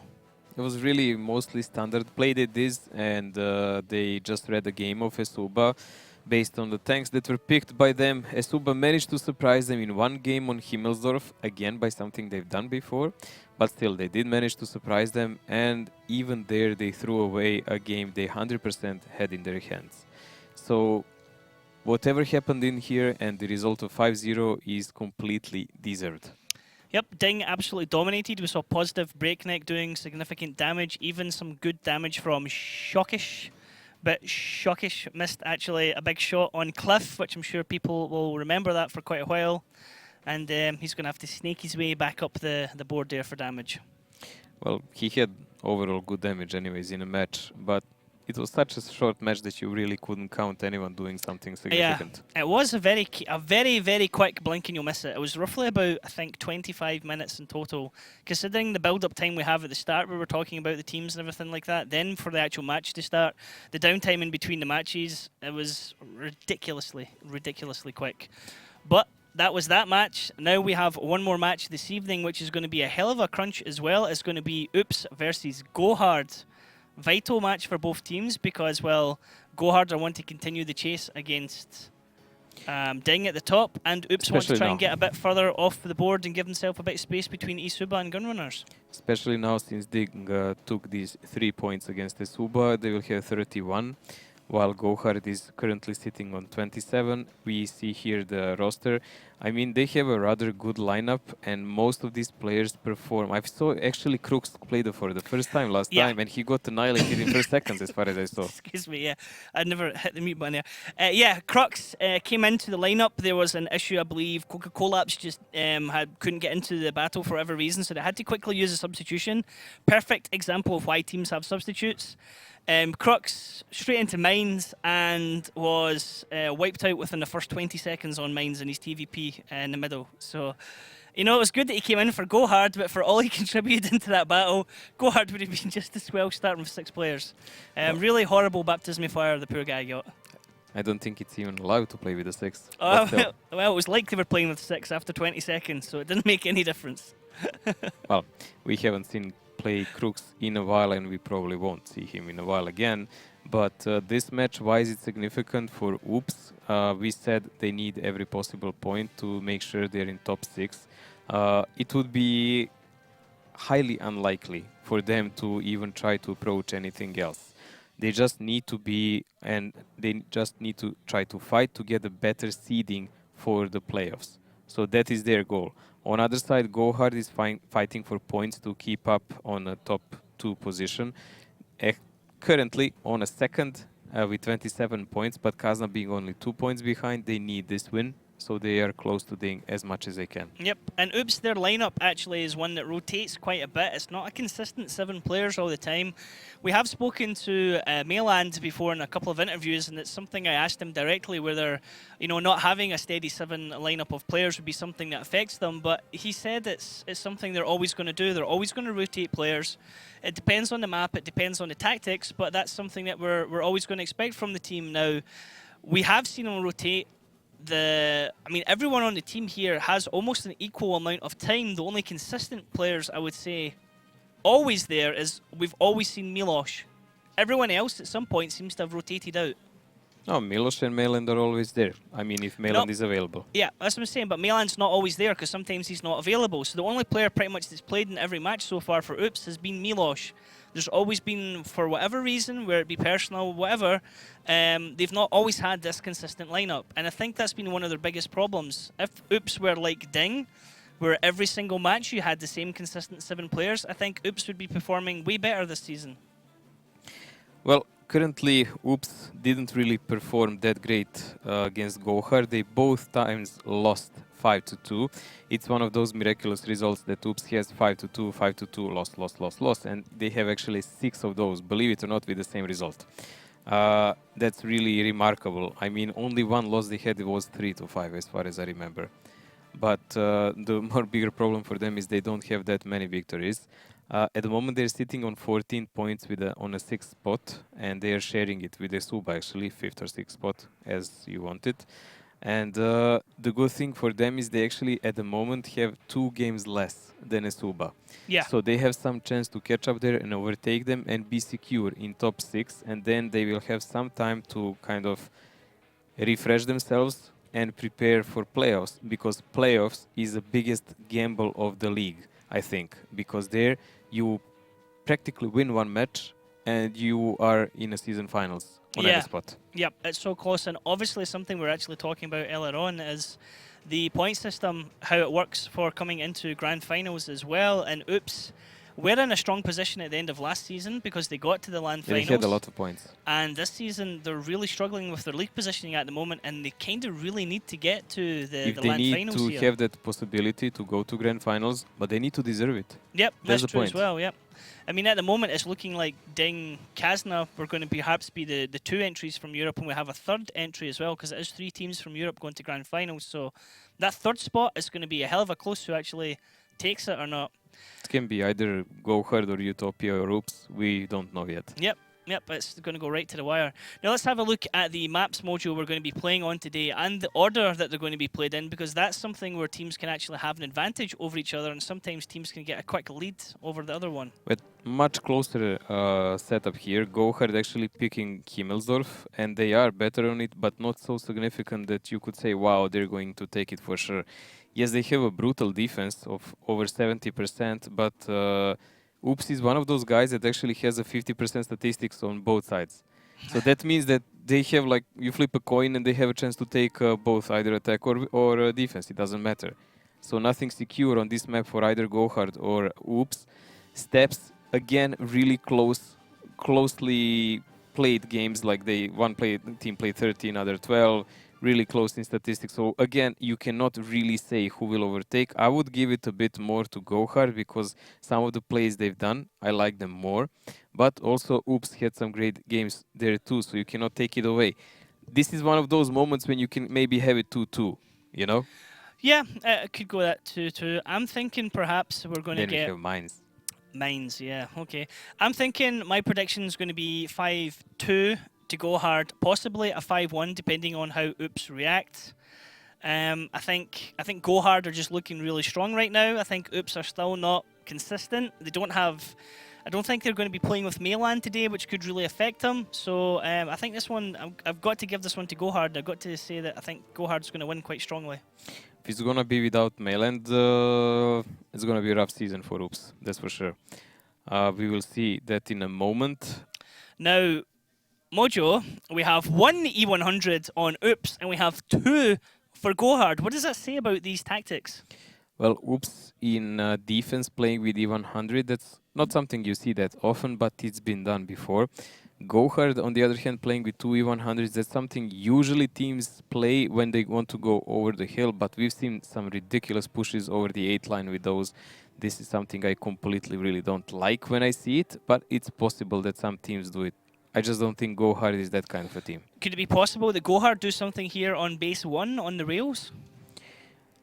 With E100s, it's really hard to do it because their normal shells are AP, but they have 235 pen, which is not really much when you fire to tier 10, but their gold ammo is heat, and there is so many obstacles on rails. Because here's something, we've seen Go Hard multiple times on the attack on Himmelsdorf try and do traps at the bottom of the map, and then they're forced very late in the game to make a move, and they wait for ages at the bottom of the map, waiting for the defending team to push into them, and it doesn't happen. So hopefully we'll see something really different here from Go Hard, but I can only guess that that's going to happen, you know? Well, Oops also is one of the teams who knows to, in defense, press into the enemy immediately, and there is a possibility they might even do with this. Now, it doesn't matter that they have that E100 because they can use it as an anchor on some corner. Okay, well, let's jump into Himmelsdorf and see how this one's going to go. Who's going to take the first round? Will it be Oops or will it be Go Hard?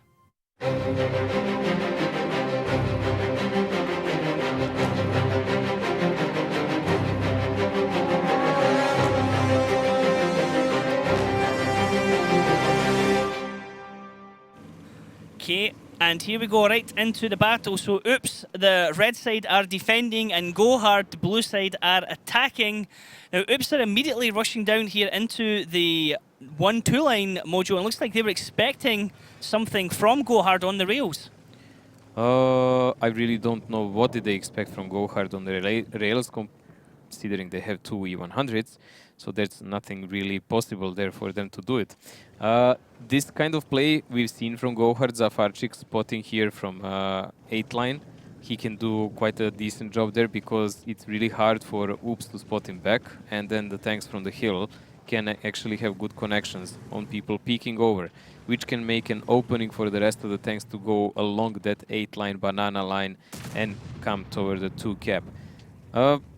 You can see rather dense positioning here by Go Hard, really offensive spot by Maga in the buildings, and the prime reason why everyone else is so close is so they can actually cover him if he's chased. But here it is though, exactly as I said before it started. Again, Go Hard waiting on attack for the enemy team defense to drive into them, and the enemy team on defense are just not taking that bait. Go Hard have tried this at least 3 times, and not once has the defending team thought to himself, guys, we don't know where Go Hard is, let's drive into the south of the map to try and find them. They're defending. Why would they do that, Go Hard? Why would they give up the map coverage like that? Interesting. Oops is actually using Milos as an anchor, and Mag already picked up 1 shot, so actually it paid off a bit, but Silence lost the driver for that. That's not cool on 1-1-3. But Milos is playing E100 in a base instead of standard that you could say IS4, like Ding would, let's say, put Meritorious there. So in a case of counter-attack, he has more HP, he has some bigger alpha for that 1 shot, but will he make another one with that tank? I don't know. At the moment, this is a standard cat and mouse play. We often see this tank destroyer from the hill is trying to do a connection through those building rubber piles where that zone is.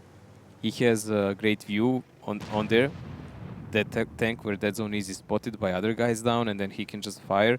And it's just pure RNG because you don't have fixed middle values with tanks when you shoot. You have from 2. And if he gets some high roll and that zone is in bad position, in that moment he might get a pen. And they do have the time to spare. I really don't understand what Go Hard have with this tactic. I mean, they've done it multiple times. It relies on the defending team driving towards them. But when you're defending on Himmelsdorf, you cover base 1, you cover base 2. You don't have vision of the enemy team.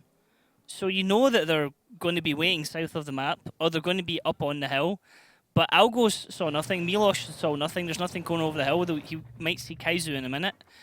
And then... There is a connection I was talking about. Tank Destroyer managed zone, to yep. pen on Dead Zone 750 by Coca-Collapse. So this is what we're talking. Yes, we are almost 4 minutes in a game, but so far, honestly, it paid off for Go Hard because Silence did connect once on Maga, but he lost a driver for it, and Dead Zone lost some HP. This is really interesting because they're actually pushing with E100s here. This is not something you see often. Caribari and Failware are also both on reloads, so they both shot before they moved there, so they thought they had something, or they were just blind firing there. Now, Dead Zone and Spoink might see them in just a second, and I'll give some vital information to Oops. But also, Zafarchik and Maga are making a move towards the top base, and this might just be a distraction as the E100 sweep around the bottom and try and see what they can shoot at. Annihilator trying to shoot at Milos, he doesn't connect, they're both spotted, they're to spot each other out. Caribari and Failware are just waiting to peek. They need to be able to see someone to shoot at, and it looks like Sealance they might actually go for, and it's an old switcheroony here from Go Hard, and they're going to try and triple cap the top base while the E100s and Annihilator hold their distraction at the south of the map. It's actually a brilliant plan. They're leaving these tanks with so much HP and armor that can shoot the tanks of Oops in the back if they're leaving, and they're sending multiple tanks on the top. 25 seconds till the end, and these guys up on a 2 cap. Listen to these guys. They can just run away. They don't have to stay there. But while that is going on, these takes on the rail will take some significant pressure. And if Oops doesn't send enough tanks, they will actually lose the fight. Here comes the run now as Zafarchik and Maga are able to unload their clips into Algo as Kaizu can get shots in as well. Algo's going to be dead in just a couple of seconds. Now Silence has dropped on the other side of the map. We saw a big miss actually from Failware as he was pressing in the advantage. Maga finally getting a kill on Algo there as Karibari gets the kill on Dead Zone at the bottom of the map. Now Oops have already lost 3 tanks and this is an actual great mind play there from Gohard. They are the team that are well known for this and they have just completely outplayed Oops with this tactic. This was really smart. It was nice play. It was interesting to see. Spoink is actually coming back toward these guys from the 8th line. It's going to be interesting to see will he have any great impact. I don't know how many shells he actually has at this moment. Now here's actually where it can... Wow, what a miss. Big miss. Here's actually where it can go against Gohard now because the 2 E100s are completely out of the fight. So the remaining tanks from Oops can focus here onto the tanks of Gohard and take them out. But Spoink is left facing 3 tanks. There's a big connection there from Coca-Collapse into Spoink. One more and he'll go down as Zafarchik actually picks up the kill. And Gohard still have 7 guns in the game against 3 of Oops. And Oops are slowly losing HP here on these remaining tanks. And this looks like it's going to be quite easily round 1 to Gohard. Well, Spoink obviously didn't make any impact there since he came alone on 4 guys. Practically the only guy with some HP here is Deha. Deha can actually be a Death Reaper here for Oops. But there is a cap pressure going on the rail and Kamil is not the one who can really deal with that because these EV100s can really cover each other well. Deha is coming over the upper side here. So it's going to be vital to see how will they deal with him. Camille can't do anything. He's in a reload. He won't be reloaded as the shots come in. Deca actually gets some resets. Milos getting a kill on Coca-Collapse. Meanwhile, as Failware gets the kill on Deca. Now, there is 2 tanks left here for Oops. It's Milos and Camille. Camille might be able to do a bit of damage when he comes off reloads. But look at this. Milos is getting wrecked by Kaizu there. He's shot back. He missed. Kaizu's going to pick up the kill. Now it's only Camille who's actually taken a shot already from one of the E100s. As Zafarchik's going to rush in and get in his face. Camille's now clipped out. He can't reset. There's going to be 10 seconds to go. And this is going to be a cap by Gohard. And very, very nicely done there against Oops with a little bait and switch on the bottom of the map. Very, very nicely played there, Mojo. I like that one. I like that one a lot, actually, to be honest. And a GG here for Gohard in the first round. We were wondering, can they actually push on the rail?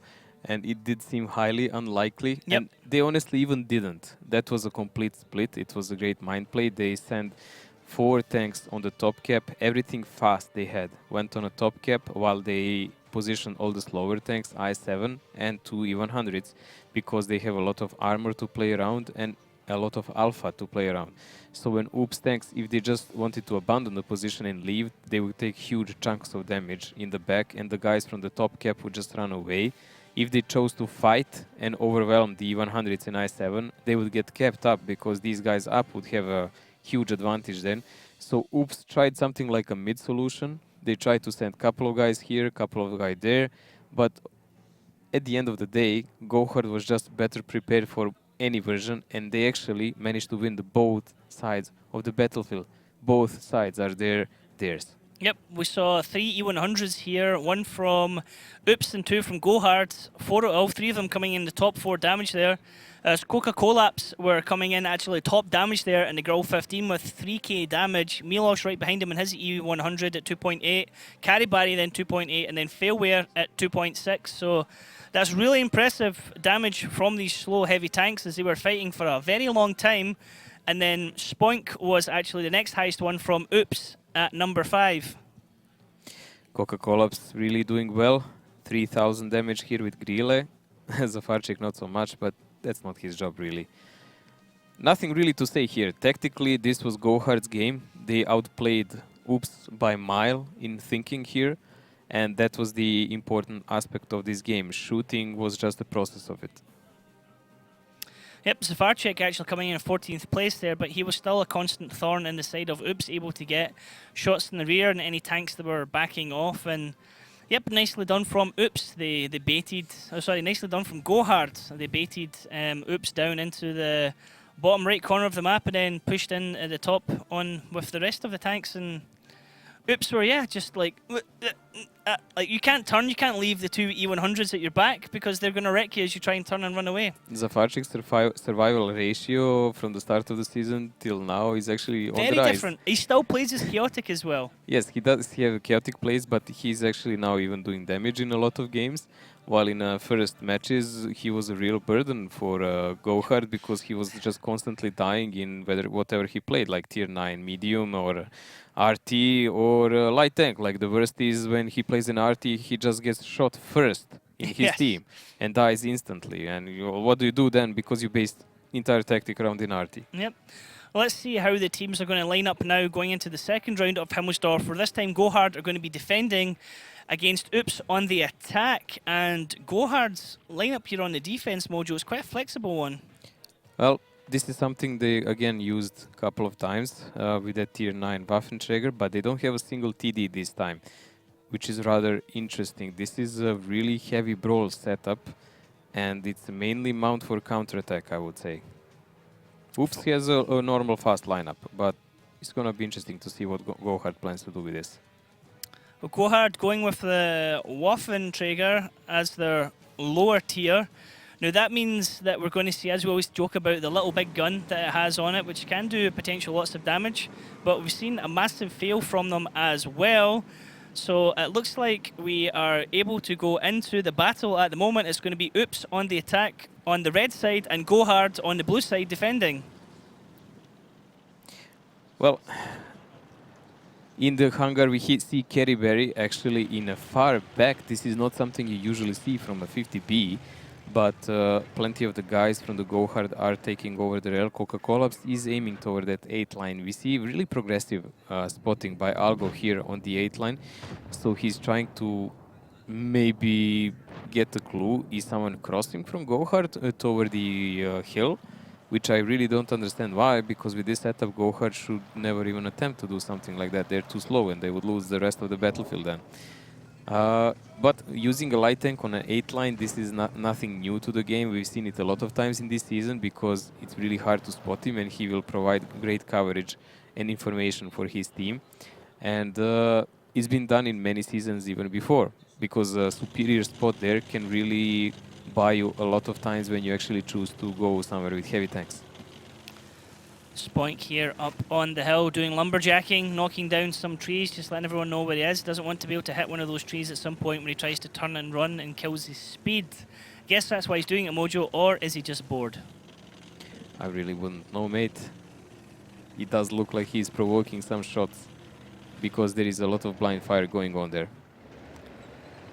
Now we can see Algo here in the banana road starting to make the push for his team to get a little bit of vision, but they know Annihilator's down on that corner. He has been spotted out by Milos, and that's already a lot of information for Oops as to what kind of defense Gohard has there on their base. Gohard's spread up and down the 1-2 line here, but it looks like they're starting to position a couple of their tanks back here, but in return it looks like Oops are trying to go for something. Oh, actually, what they're doing here, Mojo, they're going right through the middle at the bottom. Gohard, I mean, Nile there, you should have a message for him. How do you say it, Ryan? Best armor? Side armor, best armor, but what is Oops doing here? Are they trying to set a trap or something? Are they trying to get a shot on Annihilator moving forward? It looks like if Annihilator was to cross that gap. A bit impatient there, and he did try to kind of angle badly against Milos. Maybe they will put Algo in a cap, and they will wait for counter rotation from Gohard tanks, and they will try to shoot them from those angles. If they get some significant connections, that might win them the game. So that's a sort of a mind play of their own. Of course, also they cannot be spotted doing so, because you can see they're in the middle street. There is no one who can do it from the Gohard, unless they really come into the church area, but then they will be outnumbered. So this kind of a blind play by Oops may actually pay off, because they are well positioned. Milos is doing all the spotting they need. Annihilator might have to rename himself to Annihilated in a minute if he drives across this number 5 line. You can see Oops are just holding their nerve, waiting to shoot, and the reset at some point is going to have to come in. I mean, if it's not Annihilator moving across, it's going to be somebody else coming along the D line to try and get the reset, and that is going to be an absolute pummeling they're going to get once they cross that gap. Niles, oh laddie, are you going to go for it? The big giveaway can be Milos, because they still left Milos behind. They need him there, and he cannot be on any other spot. Getting up speed. Let's see. I think Gohard actually understands what's going on. Maga takes a couple of shots, but he gets across safely. Only took 2 shots for that. Algo's now having to run away, and that trap from Oops didn't quite work as intended, and that's given Gohard a huge amount of information as to what Oops are trying to do at the moment. But Algo is now off the cap. I think Milo's position was a giveaway there, because you will never ever in your life see someone push like Maga did just now. I mean, that would be a complete suicide if you would think there is anyone else except Algo there. Like, if there was even a single butt shot next to him, Maga would be dead now. But it does look like Gohard actually read their intentions well, and based on Milos's position, because he was left behind, they guessed something like this might happen. Now, Spoink is still up on the hill, can potentially give some crossfire shots down from the hill. We're looking at the view from Zafarchik. He doesn't realise there's a rotation coming around the bottom. He's spotted. He's going to have to start running. Camille is spotted. Sealance is spotted. Dead Zone. Decha. Zafarchik gets himself safe here, and he's able to tell his teammates, whoa, whoa, whoa, there's at least 4 Oops tanks here. I'm in a crossfire. Help, guys. They're going for base 1. He's being sniped from the hill area, and you can see that's the biggest problem he has, so that's why he's going to fall now. So far, so good for Oops. Their tank up, and they can actually still do the rotation back. If I was them, I would just now rotate back immediately. They're pulling Gohard across the map here. Nice connection from Coca-Collapse there onto Spoink up on the hill. Spoink is now almost down onto a one-shot, at least for Coca-Collapse able to take him. Camille continuing to take a little bit of damage there on Oops as well. Now, Mojo, can Gohard recover from this? Of course they can. They're doing the right thing. They're sending Maga up immediately to take control of the hill. It's just a question how many of the Oops guys will actually go there. I mean, if they go and rotate, they should never use the 8 line for that, because it will be a huge giveaway. Maybe Milos can go followed by Sunrise, but Nile is getting wrecked again. Nile started to go down the 5 line there from his base and got shot in the rear end by one of the all-loaders. It looked like Camille actually was getting shots into him, and Nile had his back to the tanks of Oops there. That was a very dangerous play to make, knowing that Oops would perhaps be rotating back that way from the rail line. So we have Algo and Spoink going together toward the hill, and they will face off Maga. Maga is outnumbered in that case, for sure. It does look like Maga actually had a fire extinguisher, because it looked to me he got shot by Algo and there was a tick of fire. Algo and Spoink here, you can see Algo taking 7 damage there as he collided with the Spoink. Maga's going to have to come running down off the hill, and Oops are just sticking together here, Mojo. They're moving about in a clump as if it's the teamfight stage of League of Legends, and everyone's sticking together here. There's a push coming around as Decha and Camille are going to push around into Coca-Collapse. Coca-Collapse is going to go down here because he has nowhere to run, nowhere to hide, but Camille has to stop because there's a crossfire there from Failware, and that just has saved his teammate at this moment. Actually, just saved him for a bit. But they are controlling the hill and they do have the better positions, but they are wasting significant amount of HP at the moment. If the tanks from the Gohard actually gather up together, they might create a good enough cover fire to deal with them. Caribari there getting multiple shots off into the face of Milos as we see Dead Zone, Camille and Decha starting to move through the courtyard for a bit of courtyard control. On the lineup for Gohard, we see Annihilator and Kaizu. Those red circles beside their names mean that they have dead drivers in their tanks, which means they're not going to be as mobile anymore. Looks like Oops are going to make a push through the middle of the courtyard here, Mojo. Are they going to carry on all the way through to the base? Well, they're playing really nice mind game of their own, same as Gohard did last time. They're trying to walk them around left and right using their faster lineup.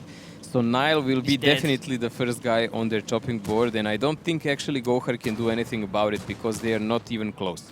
2 shots into the tracks there of Niles. That was 2 shots wasted as we see Maga getting the kill on Decha.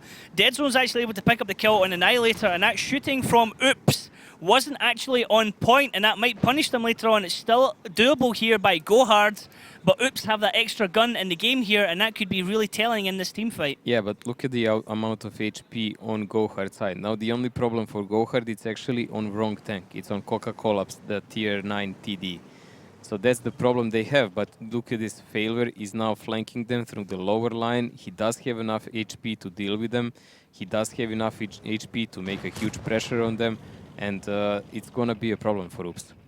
Failware actually could take a lot of damage here. He wants to get the kill onto Milos. He has to take one there coming around the back. He's got the angle onto Milos. Now he gets one into him. He's not going to get a second one as Milos backs out into that building area. Now Failware has to be careful of the crossfire.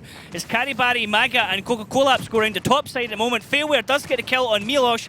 Caribari now shooting into Spoink and Sealance to get the reset at the moment. Caribari has 2 shots. He can take out both of these tanks if he wants. He has to be careful that Spoink doesn't get one back into him. As we see the Dead Zone dropping now down onto a 1 shot as well. Kaizu 2 picking up the kill. Everyone effectively is almost on one shots here. It's only Maggot and Coca-Cola who's slightly above that, as Maggot now picks up the kill on Dead Zone. Caribari gets the kill on Sealants. Coca-Cola on Algo, the Caribari on Spoink, and Go Hard, bang, bang, bang, just like that, are able to quickly finish out that round.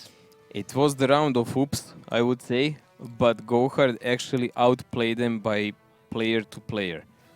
They just outplayed them as people, not as a team. Because in this case, Gohard had inferior setup and they were led around on a leash by oops. They walked them around really well, but then came the player mistakes. Deha. He was one of the 3 50Bs in the middle there who was designed to designated to kill Nile in his IS-4. He positioned badly. He allowed himself to get shot from the left side, which was really crucial moment because they lost a tank there for no reason. Nile was supposed to fall for free. And then other mistakes you could see here, like how did Caribari actually survive here? None of these 2 guys had guts to actually peek out when he was supposed to take a shell die and the other guy picks him up and maybe relieved the pressure of them. Yep. And I didn't like how they actually covered Miloš.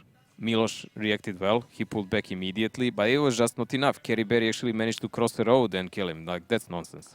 Yep, Caribari living up to his name and coming in top damage here. 3.1k with 2 kills. Coca-Colap's actually second place in that WT Panzer IV. Actually, is really awesome for him. 14 shots and a kill. Dead Zone coming in third place there. Amex 50B, the top place of oops. And then Miloš actually in the single shooter IS-7 being the next player, but quite a, I would say, like you said, it came down to individual play really at the end there from Gohard, and it was more really their experience, more really their poise that was able to finish that one off. Everyone was so low, but it was just like dunk, dunk, dunk, dunk, dunk, 4 in a row within seconds. Zafar fell down early. He was the first casualty there of well done tactics by oops. But Deha is definitely a guy who should not have fallen for oops. And this is the first and prime reason how they lost this. Yep. Now, Gohard are taking the lead here. And they have both rounds here on Himmelsdorf, which is our first map. Our next map we're going to be going to is going to be Steps. Wide open map, a map that sometimes favours the defenders depending on the position that they can get and where do they hold it. And we have seen some big fails from climbs not being able done properly, or tanks getting isolated, or pushes just not going in their favour. I think it was oops that actually did a south push just recently and got wrecked for it. So it will be really telling how this one goes. I think if it goes to Gohard, then that's oops done and dusted. 3-0 down, I think it's heads down, and this might be another really quick match. The tilt factor is really real for oops. That's what Ryan meant. They are really hard to recover sometimes, but I've seen them recover from 2-0 and take the next map. So that's not something something undoable for them. The problem is usually later.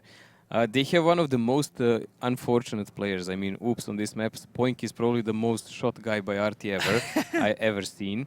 But fortunately, Gohard is now defending, and the ones having the RT are oops in attack. Now, can the RT work in their favour or not? This is going to be really interesting because that can have a huge impact on the battle, or it can have effectively absolutely zero impact on the battle. Now, likely going to see Zafarchik on the RU-251. He's going to be doing the climb on the A0 area, which is an area where the RU normally goes to at the moment. Really interesting to see how oops approach this one, Mojo, and which side to go for from the start. Honestly, not necessarily will be a climb by Ru. He might actually go for a really aggressive spot in a start and then maybe climb if he chooses so, because this kind of lineup is a brawl setup. Well, let's see which way it's going to go, as Gohard currently lead oops 2-0, and we're going to jump in now to Steps. Steps, the most open map in the league. The attacking team appears near the rocks at the bottom of the map, and the defending team starts at the top. Bases are located near the railway and on the green. The best way to control them is to use the lowland near the second base. The attacking team usually begins the attack from the rocks and the railway, but sometimes they can attack through the green. Teams often drag vehicles from flank to flank, so both teams usually pick light vehicles with a good camouflage rating, but sometimes use tanks with a strong turret and even SPGs. And let's get this one underway as oops on the red side attacking into Gohard on the blue side defending. Oops immediately going up for the one base, but look at this from Gohard, Mojo. This is hyper aggressive from them as well. This is something I've actually expected because they do need to counter this RT fast, and also they have super number of Bachats. I mean, it's almost a mirror setup. It's only light tanks of Archik against artillery piece Silence. Silence is actually playing RT. Failure and Annihilator going across here. They can take a lot of damage for this. Failure takes one in the back. Annihilator being focused on at the moment. Has to get himself safe behind this rock area. And look at this already as we see also Maga taking a lot of damage as well. Artillery shot being lined up towards Maga's area. Might actually connect with them or even into Failure if anyone falls within range. And Gohard have taken a lot of damage for this positioning right now. They took huge chunk of damage and I don't think they can actually recover from this. This is really a lot. The only guy that can make any kind of difference here at the moment is Afarchik. But look at this, Dekka's running away. He's taking a lot of damage as well. Milos is actually getting caught in the middle there. Lots of damage going into his way as well. Gohard have taken a pummeling, but now Oops are on the receiving end as Milos has damaged tracks and a damaged gun. He's actually in a two-shot now. One more shot and he goes down. It's Karibari that picks this one up. So advantage here with Gohard. They've taken first blood, but can they hold the position on the map that they have? Because it is exposed at the moment and the fight is still continuing as Maga goes down to Algo. Mojo, this actually might be a good time to listen into the team speak of Oops here, as they could still press this one into Gohard. Yes. Hurry up. I'm getting raped. Can I have spot? They don't get saved. Guys, hurry up. They don't get saved, that's all. I cannot. You can't from 114. Because you're just picking. Silence, can you not run? Rotate for this side. Well, the RU is raping me. Where is he? He's here. He ran away already. RT. Need to also relocate. I'm spotting the cross. If they have a match at here. I have to pick this. Go up. Why do you cross? I would go up in Silence. I'm gonna die. Whatever, just go. I have to hurry up. Make sure that You cannot boost. Go here. Milos, can I go out of here? I need to let you alone, Silence. What's the idea? We need calls fast. Yes. You need to move up here, counter the boost, get this guy also They're here, gonna move counter RT. push this side lower. Just make sure you spot, and I need to get out of here. They might have someone in this bush. There could be. You get spotted. Milos, I'm gonna take the risk and I'm gonna run. I'm not spotted Kamil, so I don't think so. Which You're sure bush that, you mean? yeah, if you're sure that This you one? get one guy in the cup and get like all the possible. I'm gonna snipe all the way in the back. But I'm not spotted so far. Okay. Okay, I'm moving back all the way. I'm gonna spot behind. I'm gonna spot behind up here. Yeah. Wait, Kaizu cannot run. Kaizu cannot run without taking shot. He's down already. He's down. So he's not alone, I guess. Silence, you need to move up further. Shoot and move, quick. They can be here any second.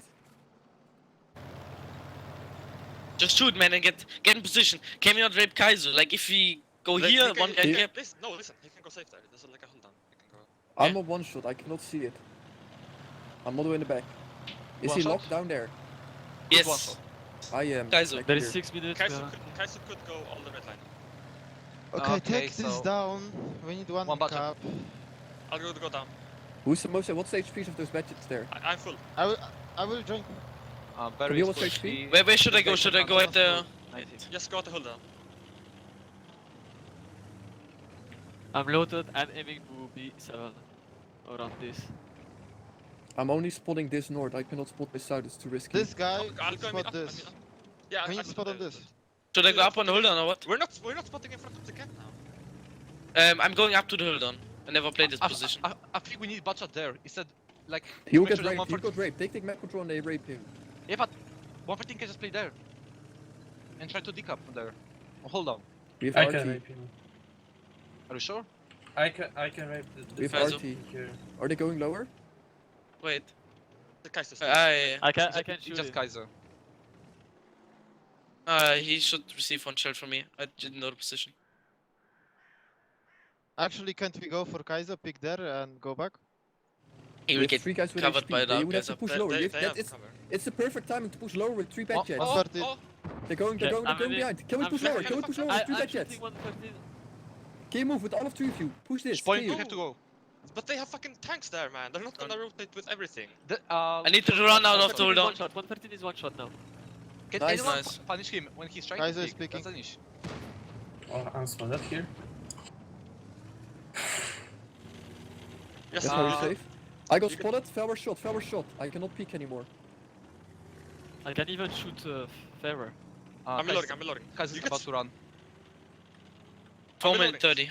Can this butcher peek slightly and shut? Hey, there, carry. I'm reloading. I'm aiming. There's I'm Ario not also, spotting you open. R5. Decha, I'm not spotting you open. I'm gonna shoot I'm in Cap. crossfire right now. We have to repush. We have to repush those two butchers. Can we? Yes. I'm You have to with the 3 full HPs. I'm aiming. I'm reloading. Somebody carry. Kaiser's one shot. I need one. Need one. My shot's I'm on the reloading, ground. reloading, Somebody reloading. carry. I'm reloading. Kaiser's one shot, Kaiser. Anile pushing. I'm reloading. 22 seconds reload. I'm aiming. Annihilator is speaking aggressively. I'm trying to. Nice. Coca-Cola is speaking aggressively as well. Can anyone punish him? Nice. 30 This seconds. bat is one shot. 10 seconds. I'm going to Decha, I reload. have 1 shot. I'm gonna reload. Roos, minus one. Roos. Nice. Nice. Guys, we have their positions. Dead zone. Spoink. We have to Reload. focus Ario now. No, we need Reload. can kill the roof. I'm aiming Stuck there. to... Yes, we have. And that was a very different Oops TeamSpeak than what we've heard there before, Mojo. It's much more informative, even when, well, Dead Zone is sending SOS signals panic to the from rest of Dead the team. Zone. But all in all, it was a bit of a messy round. They had a huge advantage. I don't think they needed really to lose Milos so easily. And they just succumbed a bit to the go-hard pressure, but they did return to the game well. And one arty shot really decided it in a moment, because that 113, when he picked up 800 damage in his face, and he's a tank who is supposed to deal with all kind of pressure, really took it to their side. Also, Zafarchik not climbing up completely. He was not able to do the decaps from that side, so they had to play all around another side of the map. Now we have a situation with 2 butchers from Go Hard here on rather low HP, 1 shot and 2 shot carry berry. It's simply not viable that they can take this game into their advantage. It's simply not going to happen. Nope, I mean, Algo's a 1 shot, Dead Zone's a 1 shot, Decha's a 1 shot, but they're only going to get a maximum of 2 shots off before any one person shoots back at them. Kaizu on Go Hard is a 1 shot, Karibari would be a 2 shot, but if they have to stop and shoot, then you've got the danger of Silence and Arty as well, who can connect into either one of them. Now, there'll be a desperation peak likely here to try and do a cap reset as Oops bait them in, because they have no idea where the remaining tanks here for Oops. As we see Decha just going along the kind of valley area, if you like, here on the diagonal from A8 to D0. And yeah, nicely done here from Oops to come back and bring this one back to 2-1. And a lot more calm and precise in their comms, a lot more, as you said, informative in their comms as well about where people were and who to shoot at and what to do. Decha now getting the kill onto Kaizu. It's only Karibari left to try and carry this one for his team. Lots of missed shots coming out again. This is something we saw quite a lot from both sides here in this fight, Mojo, in this map. There's been multiple missed shots as people should have been making shots that they didn't connect, and that could have had a drastic different impact on that battle. Well, there was a lot of sloppy shots here, but still a good victory for Oops, something they needed to come back in a game. It will give them a morale boost they needed, definitely. And the possibility to take the defense of their own off steps, which is not something unachievable. And that will completely bring them back into the game. This match is still wide open, because Go Hard is a team that can come back from a lower result and take over the enemy. And still, this is because of that everyone's game, because I expect actually Oops might pick up the next round, and then Go Hard will just play from the scratch, and that's it. Bringing it back perhaps to 2-2. I still think it can be 5-2. Go Hard here. Yes, but for that you would require to have a serious tilt on the TeamSpeak. A lot of people playing, talking rather nervous and so on. It didn't look like that so far. This was a round they could have easily lost to be 3-0, and they were rather calm. True, but I mean when it was hectic, but it wasn't panic. But when they were playing Kazna Crew, they had like at least 2 rounds that they should have won against Kazna Crew, and I don't know. I just think that the way Go Hard are playing right now, that they'll be able to come back from that one. They didn't seem to be very coordinated in that fight. It was a strong push from Go Hard at the start on the defense, but it took a lot of damage for that initial push, and then he lost a tank fairly quickly. I mean, you can see here, Failware and Maga were pretty much not in this battle. 4 shots from each of them, and they only actually landed 1 each as well. So, I mean, that's, to be honest, pretty rubbish from both of these players who you'd expect to do a hell of a lot better, especially Failware, who's been normally a very high and consistent damage dealer for Go Hard. There are games where you just get focused early and you fall. so there is nothing you can do about it. The guy that didn't do much damage here is actually Silence. He had a lot of opportunities in RT, he had a lot of misses. He had only one real connection I've seen, and that's on a heavy tank. That was the 791 Yeah, onto that the was an 103, important yeah. connection. Let's not say anything about that. But he had a lot of opportunities to aim well and shoot in a first engagement. Yep. That could have brought victory to Oops much earlier. He had like 2 shots at least more beside on that 113, where he could have connected on people who were wide open. He just missed them. So I'd say there are some better RT players here in the Oops team, but these are the guys that are playing today. So that's the cards you have dealt. You play with them. Yep, definitely. I mean, he had a shot. You could see him lining one up in Carry Barry, trying to predict where Carry Barry was moving to. And Carry Wasn't Barry, even the best shot. Carry Barry actually just stopped, and the shot landed right in front of where he would have been. So it was unfortunate when you. I think he will miss him even like that. He went over. A couple of other ones he missed as well. But like we said, sometimes Artie has a big impact or it has a very little impact. But he did connect an important shot, which potentially won the battle for his team when the fight started. I mean, there is always RNG with RT, but best RT players really have a good feeling how to follow the tanks and where will they end up, where will they shoot from, where are they going to break, and so on. The trick I find of playing RT is trying to estimate the shell travel time. That's always the most difficult one. It is, but when you play RT so much, these are usually the shorter distances in these kind of fights. So those travel rather fast. Now, looking at the lineups here, Mojo, we've seen something like this from Gohard with other teams as well, where they have that one heavy anchor, then multiple batchats with an artillery support. What do you think of this from defense on Oops, what they're going to be doing here? Well, last time we saw them play, they left I7 in a bush with a cam on it. So what can I say? What will they do now? I really don't know. I mean, there is a possibility they will do something as ridiculous. Let's find out exactly what they have planned here, as Gohard currently leads Oops 2-1 here on steps. Gohard are the blue side attacking, Oops are the red side defending, and it looks like Gohard are immediately going to the right-hand side, and Oops are taking a spread across the north of the board. This is rather unusual play by Gohard. They are sending only a couple of mediums to show them deliberately on the upper 1-2 line. Algo failing the fast boost here, so he will have to redo that.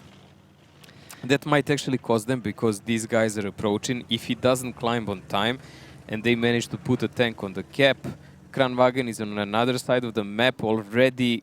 They will be spotted by Failware, who is in that boost on E1. Now, here's the thing. We've seen Camille make this climb before. We've seen Algo up in that area as well. I think Spoink's been up in that area before when Gohard tried this in the past, or sorry, when Oops tried this in the past. And everything was set, everything was nicely done. They had the positional play, and then Camille got himself spotted when he didn't need to. And Camille actually didn't make it that climb, and he's having to do it again. You can see him on the minimap here at A3 trying to go back up for that climb once again. Once he's up in that area, it's going to be extremely hard for Gohard to try and make a move. That's if Camille can get up here unspotted, as Failware spots out Milosh. Camille's still desperately trying to do this climb. Looks like he just quite can't get it at the moment. Mojo, this is the area where Daki says it's perfectly possible, and actually, just as I say that, he makes it no problem now. He was already up, so once he gets there, he's rather safe. We know the only real way to deal with this position where Camille is artillery. Artillery can deal with him rather easily once he's spotted. But look at this. This is something we haven't seen before. Like, Zafarchik will be completely safe here. I don't think anyone can get to him from this position. Now, and he will have another kind of angles. This is impressive, because if it goes wrong, these tanks will start taking damage, as it looks like it'll be a push. And Zafar just needs to do a bit of wiggle. He has the angle to the side there. Oh, look at this team coming out of that artillery. Up he goes as he gets into that area. Now, at any point, he can just drop backwards, but it's important to remember that, I mean, Gohard are the attacking team.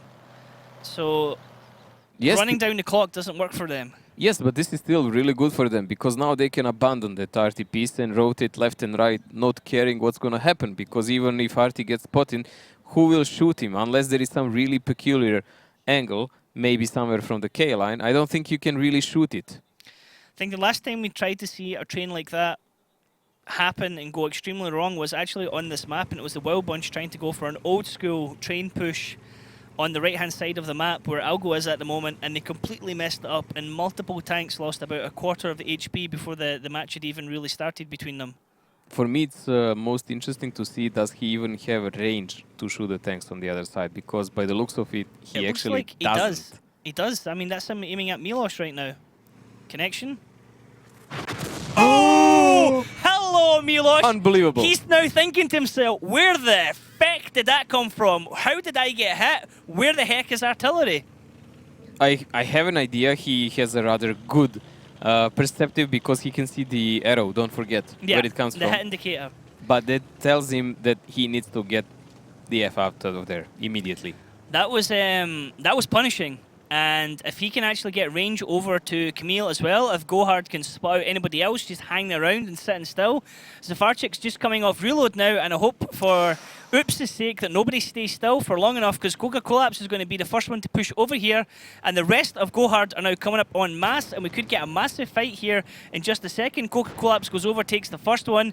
Caribari's lining up to come over now as well. Annihilator's looking to come over as well. Look at the damage on Spoink, and let's listen into the TeamSpeak of Gohard as they make their move here. I'm on reload. Can you kill Spoink now? Spike is safe. They're gonna push, yes. 30 seconds. They're gonna push. Yes, down 0 line. Get safe from coming, Watch out, sustain me, they'll have to push on me. Go quickly back, collapse. I have fight. 25. 20 seconds. Bad. Camille minus 2 for me. Minus 2 Camille. Barry, go some left, Barry, go some left. Listen, if Camille can dive, we need to push. We can push. Point minus 1. Wait, should I drop? Yes, drop and push, Yeah. drop and push. That's spotted. They know what we are pushing. Just push here. I just need to go. Yes, I'm coming, going. Yeah, I have full shots. No, I'll go in first. I have full shot. Focus the bats, they're low, they're low. Focus the bats. This guy low. Just push in. Kill the Khan, kill the Khan. Kill the crown and bash it faster. He launched minus 2. I kill bat. Fail, no, I'll go to the crown, He launched minus 3. Fair, I need to kill Daha. I finished. Yeah. Someone do one on the crown, do one on the crown. I do one, yes. Taran. I can, okay. Reload.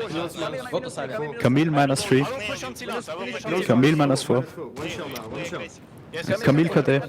Catch him. We can catch, we can go. Dispatch at KD. No? Where Are is you the A6? Are you A6? A6. Yeah, we can play second. Need to go this gap. Go second base. Go second base. Go, faster. Пацан в КД, It's through. Go through here. Today, я на похуй еду. He's gonna farm in the back alley, but I need to go fast. Yeah, I'm going. Turn your to it. No, he's still on reload. Yeah, Maggot, don't let him go up. Keep it on the He run. can't go up. No, I have a clip, so if Camille starts yeah, shooting... I'm Back up, Он back up. пустится, будет. No, still not Я still not не запустится. It's safe. Okay, I'll cut him off. Oh, Maggot, don't let him go I up. And I'll... finished. Okay, that was a bit of an organised chaos there from Gohard's TeamSpeak, but something I want to talk about there, Mojo, is you hear two very distinct groups just talking amongst themselves and doing exactly what they know what they're doing. You have the Russian-speaking players talking to each other, you have the English-speaking players talking to each other, and then they cross over when that information needs to be shared. Yeah, but they understand each other perfectly, and you have always one distinctive voice there. I must say, really, on Gohard TeamSpeak, like Failware, it has a really calming effect on them. It was just counting out the shots from Camille. You know, Camille was on 3, Camille was on 4, Camille was clipped out. Camille... Like, he really said sounds like a and- guy you want in your team, because he will say important things, like not clodge your TeamSpeak with nonsense.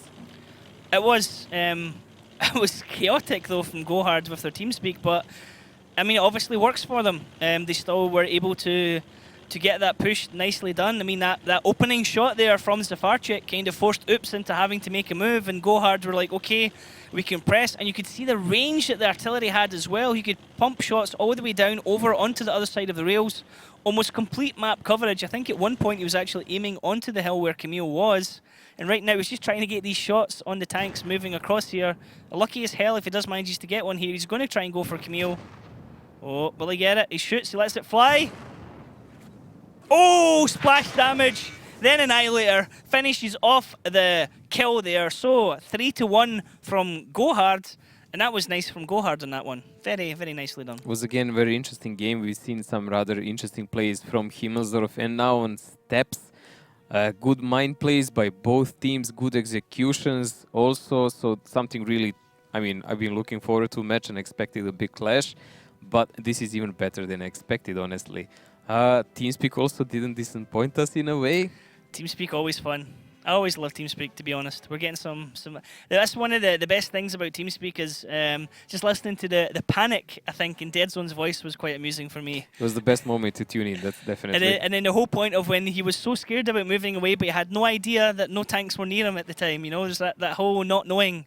that whole kind of playing on his mind. But Camille, up on that perch where he was, being able to do a huge amount of damage, 3.7 from 12 shots and 1 kill. But Maga failure, carry barriers, a far check in the artillery, then Annihilator. So 5 tanks in the middle here from Gohard, and They were really just dominating. pent down there because once they actually managed to boost Camille up, I mean, when he climbed up and they were covering him, when they wanted to withdraw themselves and leave the positions, that's when Gohard actually came and struck.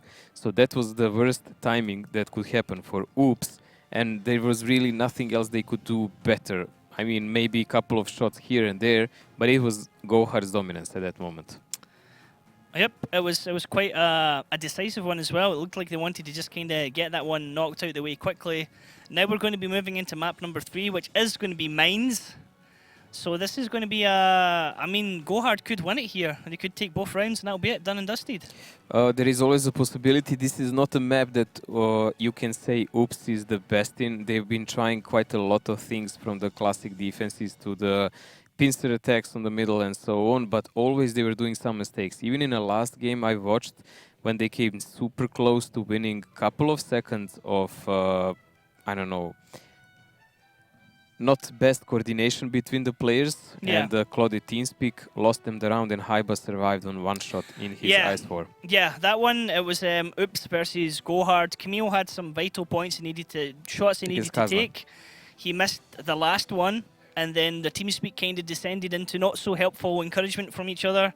Haiba surviving on 1 shot on the hill, not able to get in and just push the final shot. And it was very uncoordinated from Oops. It wasn't very team spirited, shall we say. But I mean, this is what happens when you're down and out, when you're not doing so great. Everyone quickly, you know, wants to point the finger at each other to try and say, like, I know what's going on. I can fix it by saying that person needs to change or something like that. Definitely, both teams are not really the super best on this map, but Gohard is better. We need to state that. In defense, they're playing now with Arty, same as Oops in attack. Lorraine, Arty, this is rather interesting because usually in defense, people prefer to take M40 because of the big punch. So maybe they will try something cheeky with this, maybe even move it all the way down to the water. I don't know, we've seen it happen before. But they do have an Ice 4 and Ice 7, and those say that they should play more toward the village. Yeah, this is quite interesting here. The different arty being used from the defensive team. It is normally that American arty we see. Potential shenanigans coming out here from Gohard. I don't know, Mojo. There's one way to find out, because we can jump into map number 3 here. It's going to be Mines.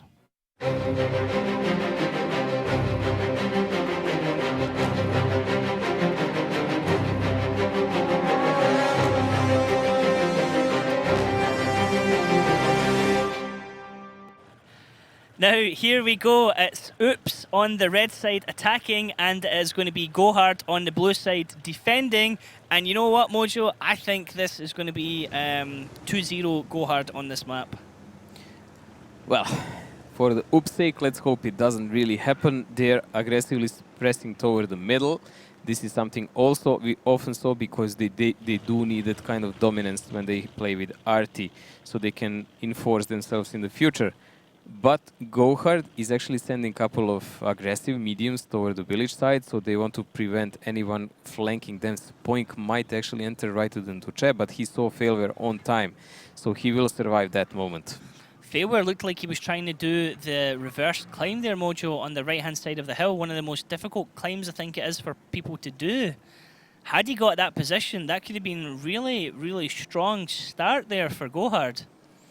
Nile and Maga are in the village side, so that means that Maga will probably have to run away soon. He cannot stay there for long alone.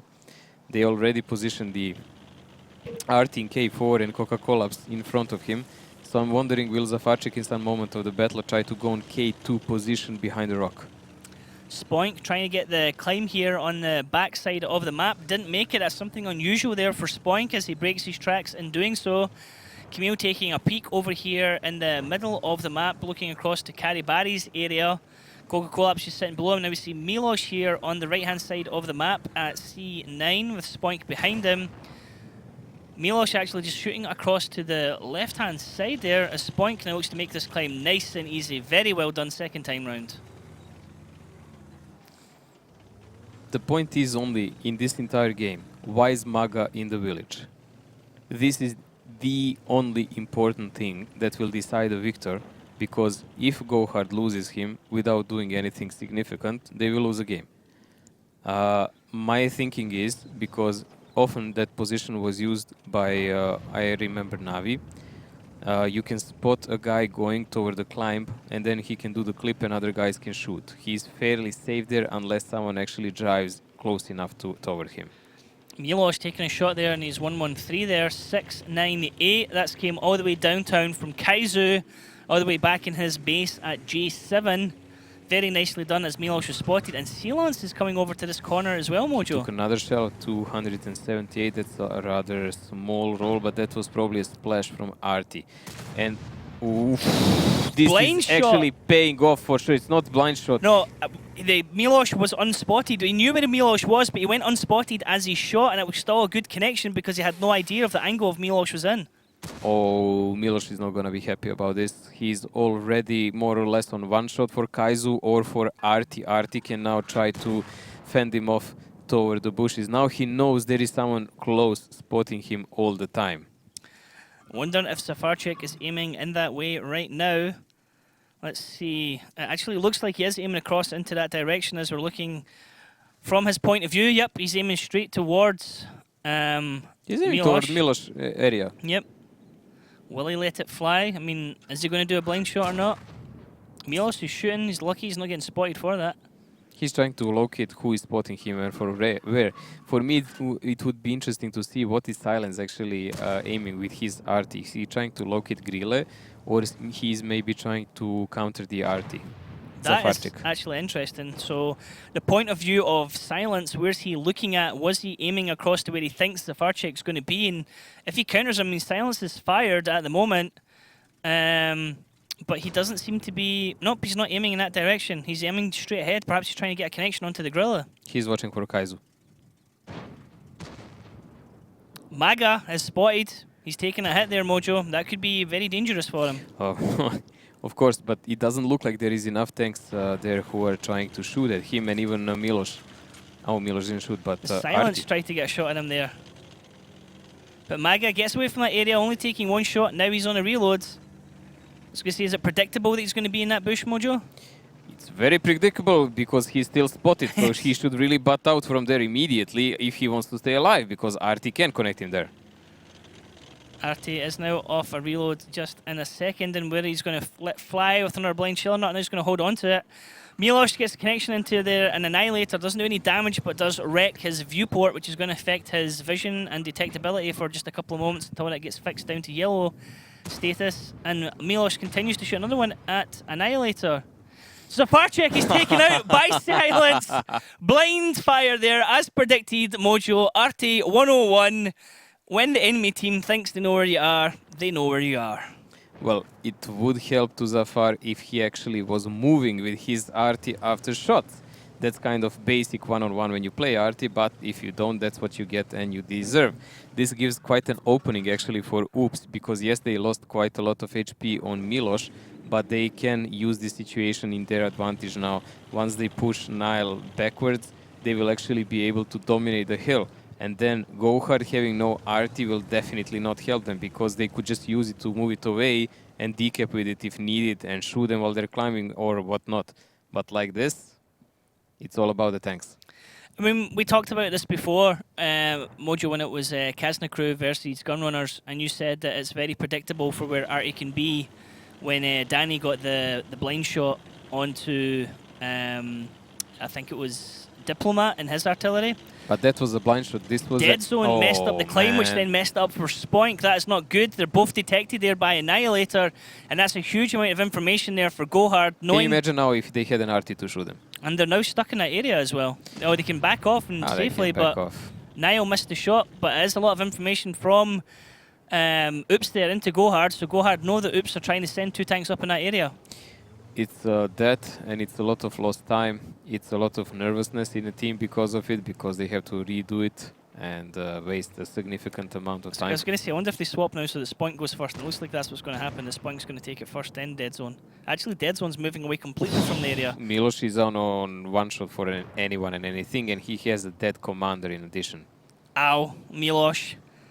Painful, mate. 38 health, and there goes Spoink, able to do the climb without the dead zone in front of him. Spoink does that smoothly, maintains the speed, but the double shot into the rear end there from Maga and Annihilator into him. Spoink taking 887 damage. He's having to stop, sit in that bush, and wait till he gets unspotted. This is really painful now. I mean, there is about 2.3 thousand damage health advantage here for Gohard at the moment. And it does look well for them in that regard, but it's not a deciding factor, because if Spoink actually gets up there, he will have a crossfire, but never mind. As soon as he moved up, Nile was waiting and he connected. This is super important and maybe a game breaker also. Don't want to point fingers here at any individual player, but dead zone, that failed climb there with Spoink not being able to make it behind you either, has perhaps turned this battle on the head, because now Oops don't have the map coverage advantage that they wanted to have, and Go Hard are dug in tight here, and you know exactly which angles Oops are going to come at them from. 2 minutes and 10 seconds, man. RT is not even a factor anymore, so the only thing is the last push of Oops, and they already have Milos, who is crippled on one shot and only with the commander. I mean, with commander dead. So what will they do? This is not going to end well. They're going to try and line up either for the Hill Mojo or the Water, and you can already see that Failware's moving over there in expectance of that. Maga's there to lend support as well. So whatever Oops are going to do, they have less than 2 minutes to do it. It looks like they're going to try and go for that cap there. Camille trying to beat out shots as Failware can poke round. Now, in their defense, Gohard don't have a tank sitting where the TD normally sits way back there. Failware and Camille trading here. Dead Zone taking lots of damage as well. Now it's going to go into an open brawl. It's going to be individual plays that are going to take this. As Silence actually picks up the kill on Carry Barry, and Oops might be able to take this fight at the end. How did that happen? Like, he just annihilated him. Was that an arty shot? I will have to see. I mean, the battle down in the water, they are effectively losing because Failware is holding them off, but they are winning the other side. Now, Oops actually are taking this brawl. They've just been able to get the drop onto Gohard. Gohard weren't ideally positioned for them, and it is actually Oops now with the HP advantage coming over Gohard. He actually has less HP. Gohard need to make this work in their favour at the moment because Oops are giving them a hell of a fight. We're down to less than a minute. Annihilator and Coca-Cola need to finish off Deca because Milos is going to get a kill here in just a second as well. He kills Coca-Cola. Failware and Camille ramming each other. Camille can actually ram Failware, but no, he's running away. Wow, there we go. Gohard picking up 2 more kills. Oops are down to 2 tanks, actually 3 tanks, including their arty, and now it's Gohard that have wrestled control of it here over Oops. It was super important battle. Milos is still alive. I cannot believe this. That guy is a beast. He was still alive until the very last seconds, even crippled with his health and everything else. Deadzone is the last guy alive here, but what kind of shooting was that? That was like shooting the flying sorcerers. Deadzone, 15 seconds till the end. I mean, Gohard has Kaizu 100% HP, but it does look like Maga actually wants the kill. Maga going in for it here on the Dead Zone 1-on-1. Annihilator giving covering fire. He might actually be the one that gets this kill. His Dead Zone shoots out, misses again, but no! He gets the kill on Maga. He is going down swinging, but it doesn't matter. Time has ran its course, and we are now 4-1 Gohard, and they are sitting on match point here against Oops. I'm afraid for Oops here, once again, they're looking back to their ropey self-inflicted mistakes, really, coming out when they're stuff that should be, you know, bread and butter, easy for them. Climbs like that should be done and dusted first time. That climb was maybe hard in the last season, and we've seen a lot of players fail it then, but ever since it should be like a walk-on apart. I actually haven't seen anyone fail it in this season till now. So I guess it happens, but the climbs were the bane for Oops on the mines before, and apparently they still didn't go over it. I would say they were outplayed before that, because that Maga position was not something they counted in on, although it was something they could see on the streams from CIS region. And I think even in European someone tried to play it, but failed. Actually, it was Deadzone who tried to play it. Yep.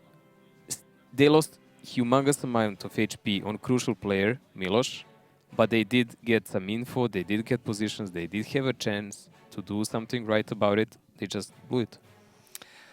Yep, unlucky there for Oops. Now we can see here top damage, top 4 players all coming here from Gohard, then the next 3 all coming from Oops. And it was Kaizu in that Gorilla 15 doing 2.7k damage and actually picking up 3 kills as well from 6 shots, Mojo. Huge deciding factor here. Coca-Collapse, who was dueling in the middle of the hill in the IS4, 2.5k damage. Then we see Failware doing 2.3 in his bat chat, Maga doing 1.9 in his bat chat. Then it starts to fall off with damage. We're going down roughly about 200, 300 at a time from 5th, 6th and 7th place. And it was the 2 single shooters there from Oops who were actually the top damage dealers over 3 bat chats. What I had to check is what happened with that budget because he just disappeared. Kerry Berry, if you remember. The Artie from Oops Silence has 1500 damage from 2 shots. He killed Artie with 1, that's like 390. 300, yep.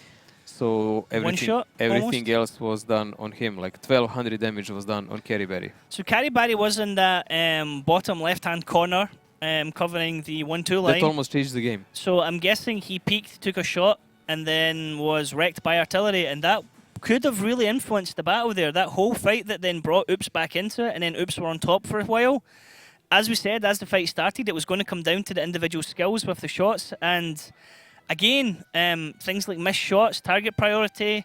Coordination is much better on the Gohard side. I would have thought like Camille was going to perhaps just ram Failware at the end. Failware's on a sliver of health. Batchat on Batchat would have killed him, but he went the other way, and then the Grill just wrecked him. He had still like something like 400 health, and he was coming off reloads quicker than Failware as well. But again, players are not going to know that, but we could see that with the UI. So, I mean, just unfortunate really there for Oops. Gohard just simply being able to dig their heels in, and as you said at the time, that climb, not being able to make that climb, perhaps was what completely turned the battle.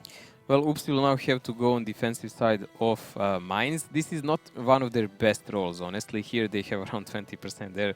So who cares about percentages, but it's more about how they used to do it, and they usually try to do something aggressive. And if it kind of doesn't pay off, if they don't focus fire well against guys like Gohard, also Gohard might apply some kind of mind game with them a bit and just let them push and do something about it with it. Because we've seen teams effectively let people have the hill, do some damage, and then just go cap pressure the water and things like that. It's not unheard of for a team like Gohard. Now, let's have a look at the lineups here and see if Gohard are able to take the second round here on mines, and that means they will win 5-1 and it'll be game over. Or can Oops bring it back to 4-2? Now, Mojo, to be honest, I mean, we can see the lineups here. I'm expecting Gohard to be hyper-aggressive here and perhaps try and win this one quickly. I wouldn't fight hill. If I was on Gohard side, I would just fire a few shots, and I think they will try to push the Farchik on islet side and shoot from there. Oops should be well aware of that, honestly, because they do have advantage if they just press forward immediately. This is not kind of lineup like Ding when they played, because Ding didn't have Arty. Don't forget that. They had the T-49 combined with other tanks, and they could delete one guy from Oops. While Gohard does have 2 TVPs, the rest of the tanks are not really in position to do something like that. So water play is something I would expect from Gohard, as I said, more in this one. Be the Crown Wagon be a good tank to put in there if you can sit the Crown Wagon behind something to protect its lower hull? No, you can use it to protect your back in a cooldown. Okay, interesting. Well, let's see how this one goes. Gohard do have the advantage here, sitting 4-1 up, which means they're on match point. Oops, on tilt, I would say is a fair assessment of the team. They were keeping it calm there on steps, but they've lost matches on the trot again, and or rounds, should I say, on the trot, and it's just not at all what we've been expecting from Gohard this this season. There is a chance to see a really weird round here because Oops might actually think same as I am, that they will go to the island with RT and probably one budget at least. So Oops might align themselves to play against that from the start. I really cannot predict what will actually these teams do. This is only my best guess, but I don't think it's viable for Oops to go toward the hill, and Oops should also be aware that Gohard cannot do it. So what will actually happen, we will see in a short while. Whether they both go to the riverside, whether they both go to the east side, well, it'll be interesting. Can be kind of a split from Oops, sending a couple of tanks toward the hill and the rest over the water. Yeah, I mean, we have seen that sometimes the defensive team going hyper-aggressive actually up the right-hand side of the map. Sometimes it's paid off, other times they've just lost 2 tanks in an instant straight away because the teams came off the hill and snapped it back onto them. We can debate that Oops has nothing else to lose anymore. I mean, it's 4-1, it's a match point, but yes, they do. Of course they do, because they can come back in a game and they can take some points. So it's only about them and their stamina. Yeah, yeah. I don't know. I still think I've got to give it to Go Hard right now, to be honest. I think they are more calm team for sure, and they do have better track record in attack, but it's not decided. Yep. I mean, I would love to give it to Oops. I'd love to see them get some points on the board. I'd love to see them challenge a bit more. They've had a pretty terrible season, and it's a shame because they were a strong team last season. They're a cool bunch of guys. We got to meet a lot of them last season as well. And yeah, I mean, arguably they deserve to get through to lands, but at the same time, not really, because it's the teams that position and get to playoff position that deserve to go to land. So, can Oops bring it back here against Go Hard? Well, they have a hell of a mountain to climb. Other teams have done it before, but Go Hard on the blue side attacking into Oops on the red side defending, well, it's going to be a hell of a job to do. Well, there you go. I'm completely wrong. They do go for the hill with everything they have, Go Hard. While Oops is actually doing, as I said, they're splitting toward the water and the middle. So let's see how will that end up for them. Kaizu, side armor, best armor as they're clipping out into silence. One more shot will do it as Koga Collapse takes a lot of damage there from Gohard in return.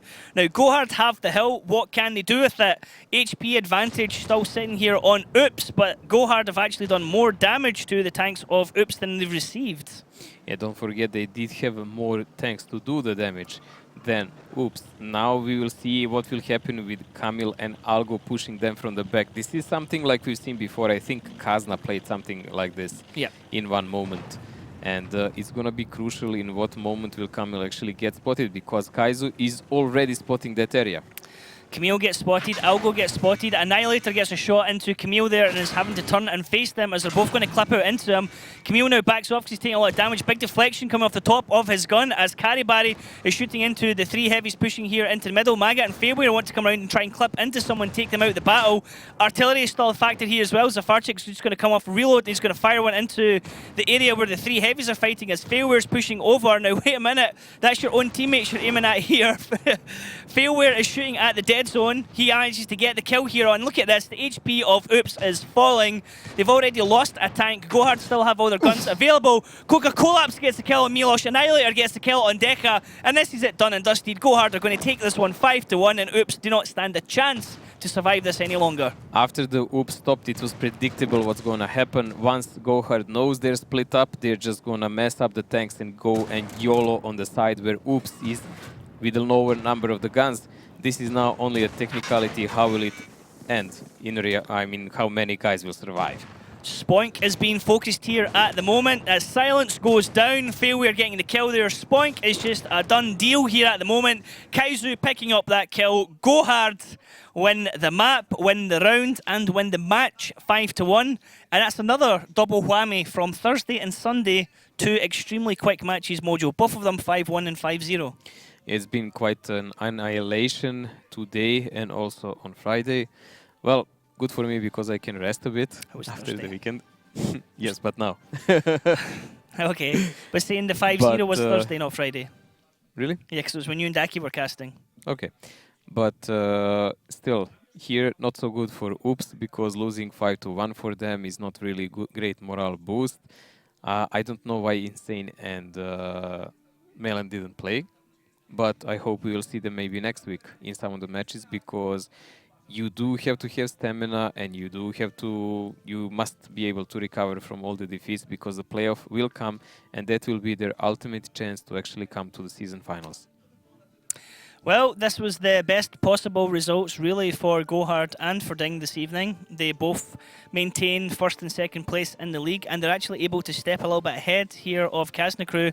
Top 4 players there coming in from Gohard again. Kaizu, Karibari, Failware, Zafarchik actually coming in 4th place in the artillery, getting the connections there. At one point, it looked like he was aiming at Failware in the middle of the fight, as I guess he was just scrolling or moving the mouse across. He was just looking because he has a limited range. What can he do left, right?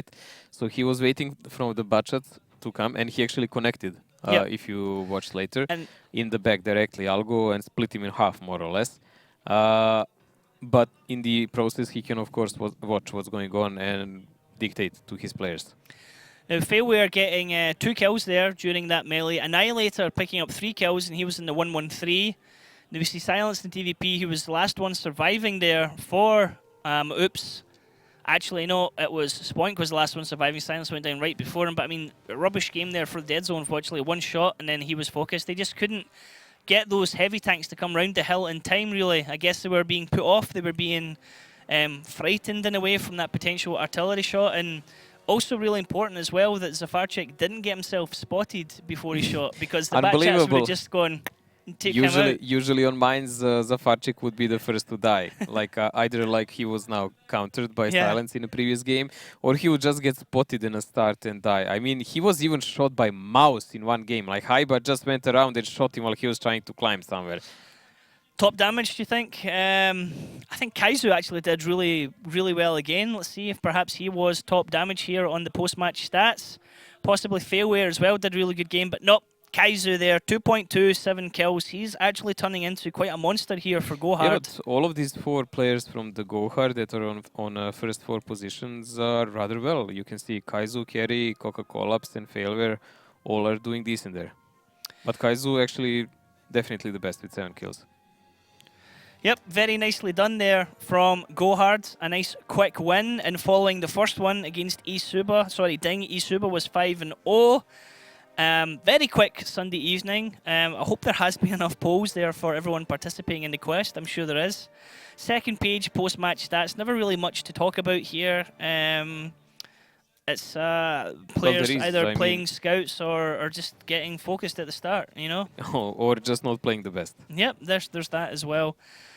So, yep, unfortunate from Oops. It's another defeat. They expected it was going to be a hard match against Gohard. I think you have to, if you're the other teams in the league, you just have to accept it.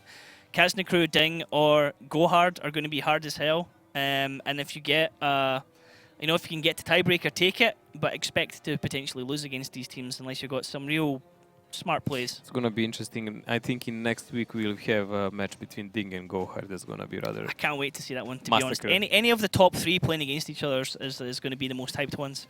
Now, if you have been participating in the quest, we are able to announce the winner. So, congratulations to Heskell. You have got the premium tank and the guard slot. I believe it was a T-54 prototype was the tank today. Now, that should be added to your account within the next few days. You don't need to do anything by signing up on the quest portal and everything. Your details are added automatically, and we'll get that out to you as soon as possible. For everyone else who didn't win, I hope you are all saying GG and not something rude in chat, because remember, it is only a chance, and you still have plenty more chances next week and the week after. We do have a tank to give away every show, and we broadcast 4 days a week. So please try again next time, and best of luck for that. Now, yeah, it's been a very, very quick evening, Mojo. Let's actually take a look at the standings, because, I mean, nothing actually changed from what the standings were before, were they? No, only thing that is a bigger difference now between Ding and Gohard and Kazna. So Kazna is a match behind, but there is now 5 and 6 points difference. That's a significant amount, because I think Kazna still has to face both of them. Yep, it's going to be a tough match for them. Now, Oops and Isuba were the other teams playing today. They still remain on 14 points, but Oops have a game in hand. So Oops can get a little bit of a gap against Isuba and leave Isuba and Governors to brawl for that 6th and 7th spot. Oops at the moment are safe. I mean, Isuba still sitting in 6th spot also means that they're in playoff as well. It's just basically 7th place that nobody wants. Everything else is still valuable. It still has potential to lead to something, but 7th place right now, it's a horrible place to be. Well, that's a place that will lead you definitely to relegation and fighting with the newcomers, so there is still a chance to come back. That is indeed true. Now let's have a look at the teams that are going to be playing on Thursday when our next broadcast is at 7 PM CET. We're going to see Utopia against Gunrunners, and we're going to see Gohard against Isuba.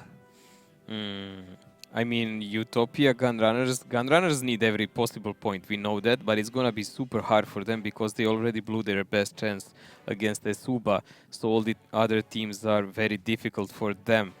Gohard, Esuba, again, this is something just like maintaining the points for both of these Utopia. Yep.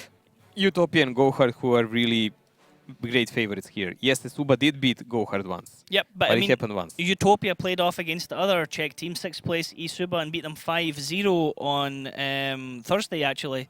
So that was the other 5-0 game that we had. Sorry, 5-1, that was my bad. So it's going to be hard for Gunrunners, definitely. I think it's going to be hard for both Czech teams. Yeah, yeah, but they've got a hard end to the season, to be honest. Final thoughts, Mojo, before we close for this evening? Just looking forward to new meta because the patch day is on Wednesday and God knows only what's going to happen after that. Yes, I can't wait to see the new tactics. I'm pretty sure we're going to see more mouse for sure. We're going to see, I'm pretty sure, Mousen. We're actually asking about that Mousen. The tier 9 is called Mousen, so what do you call multiple Mousen? Because people were saying that, I can't even pronounce it. We had 2 German speakers last night explain to us how to pronounce plural of Mousen. I'll just call them mice. We just said, look, there's 2 mouse on the field, there's 3 mouse on the field. T95s potentially as well. E3s. Yep. God knows. Yep. We really don't know. I mean, but we saw maybe a video even of bigger plays by Artie. The rotation speed of the T95 is ridiculous right now compared to what it used to be. Don't forget, because of that, we might see even tier 10 Arties. Also less Gorilla because their reverse speed and other stuff's been nerfed as well. Very interesting, very interesting. Could be a completely different meta that we're going to be seeing next week, guys. So that's going to be really something worth tuning in for. Until then, you guys have been a fantastic audience. Thanks for watching and have a good night.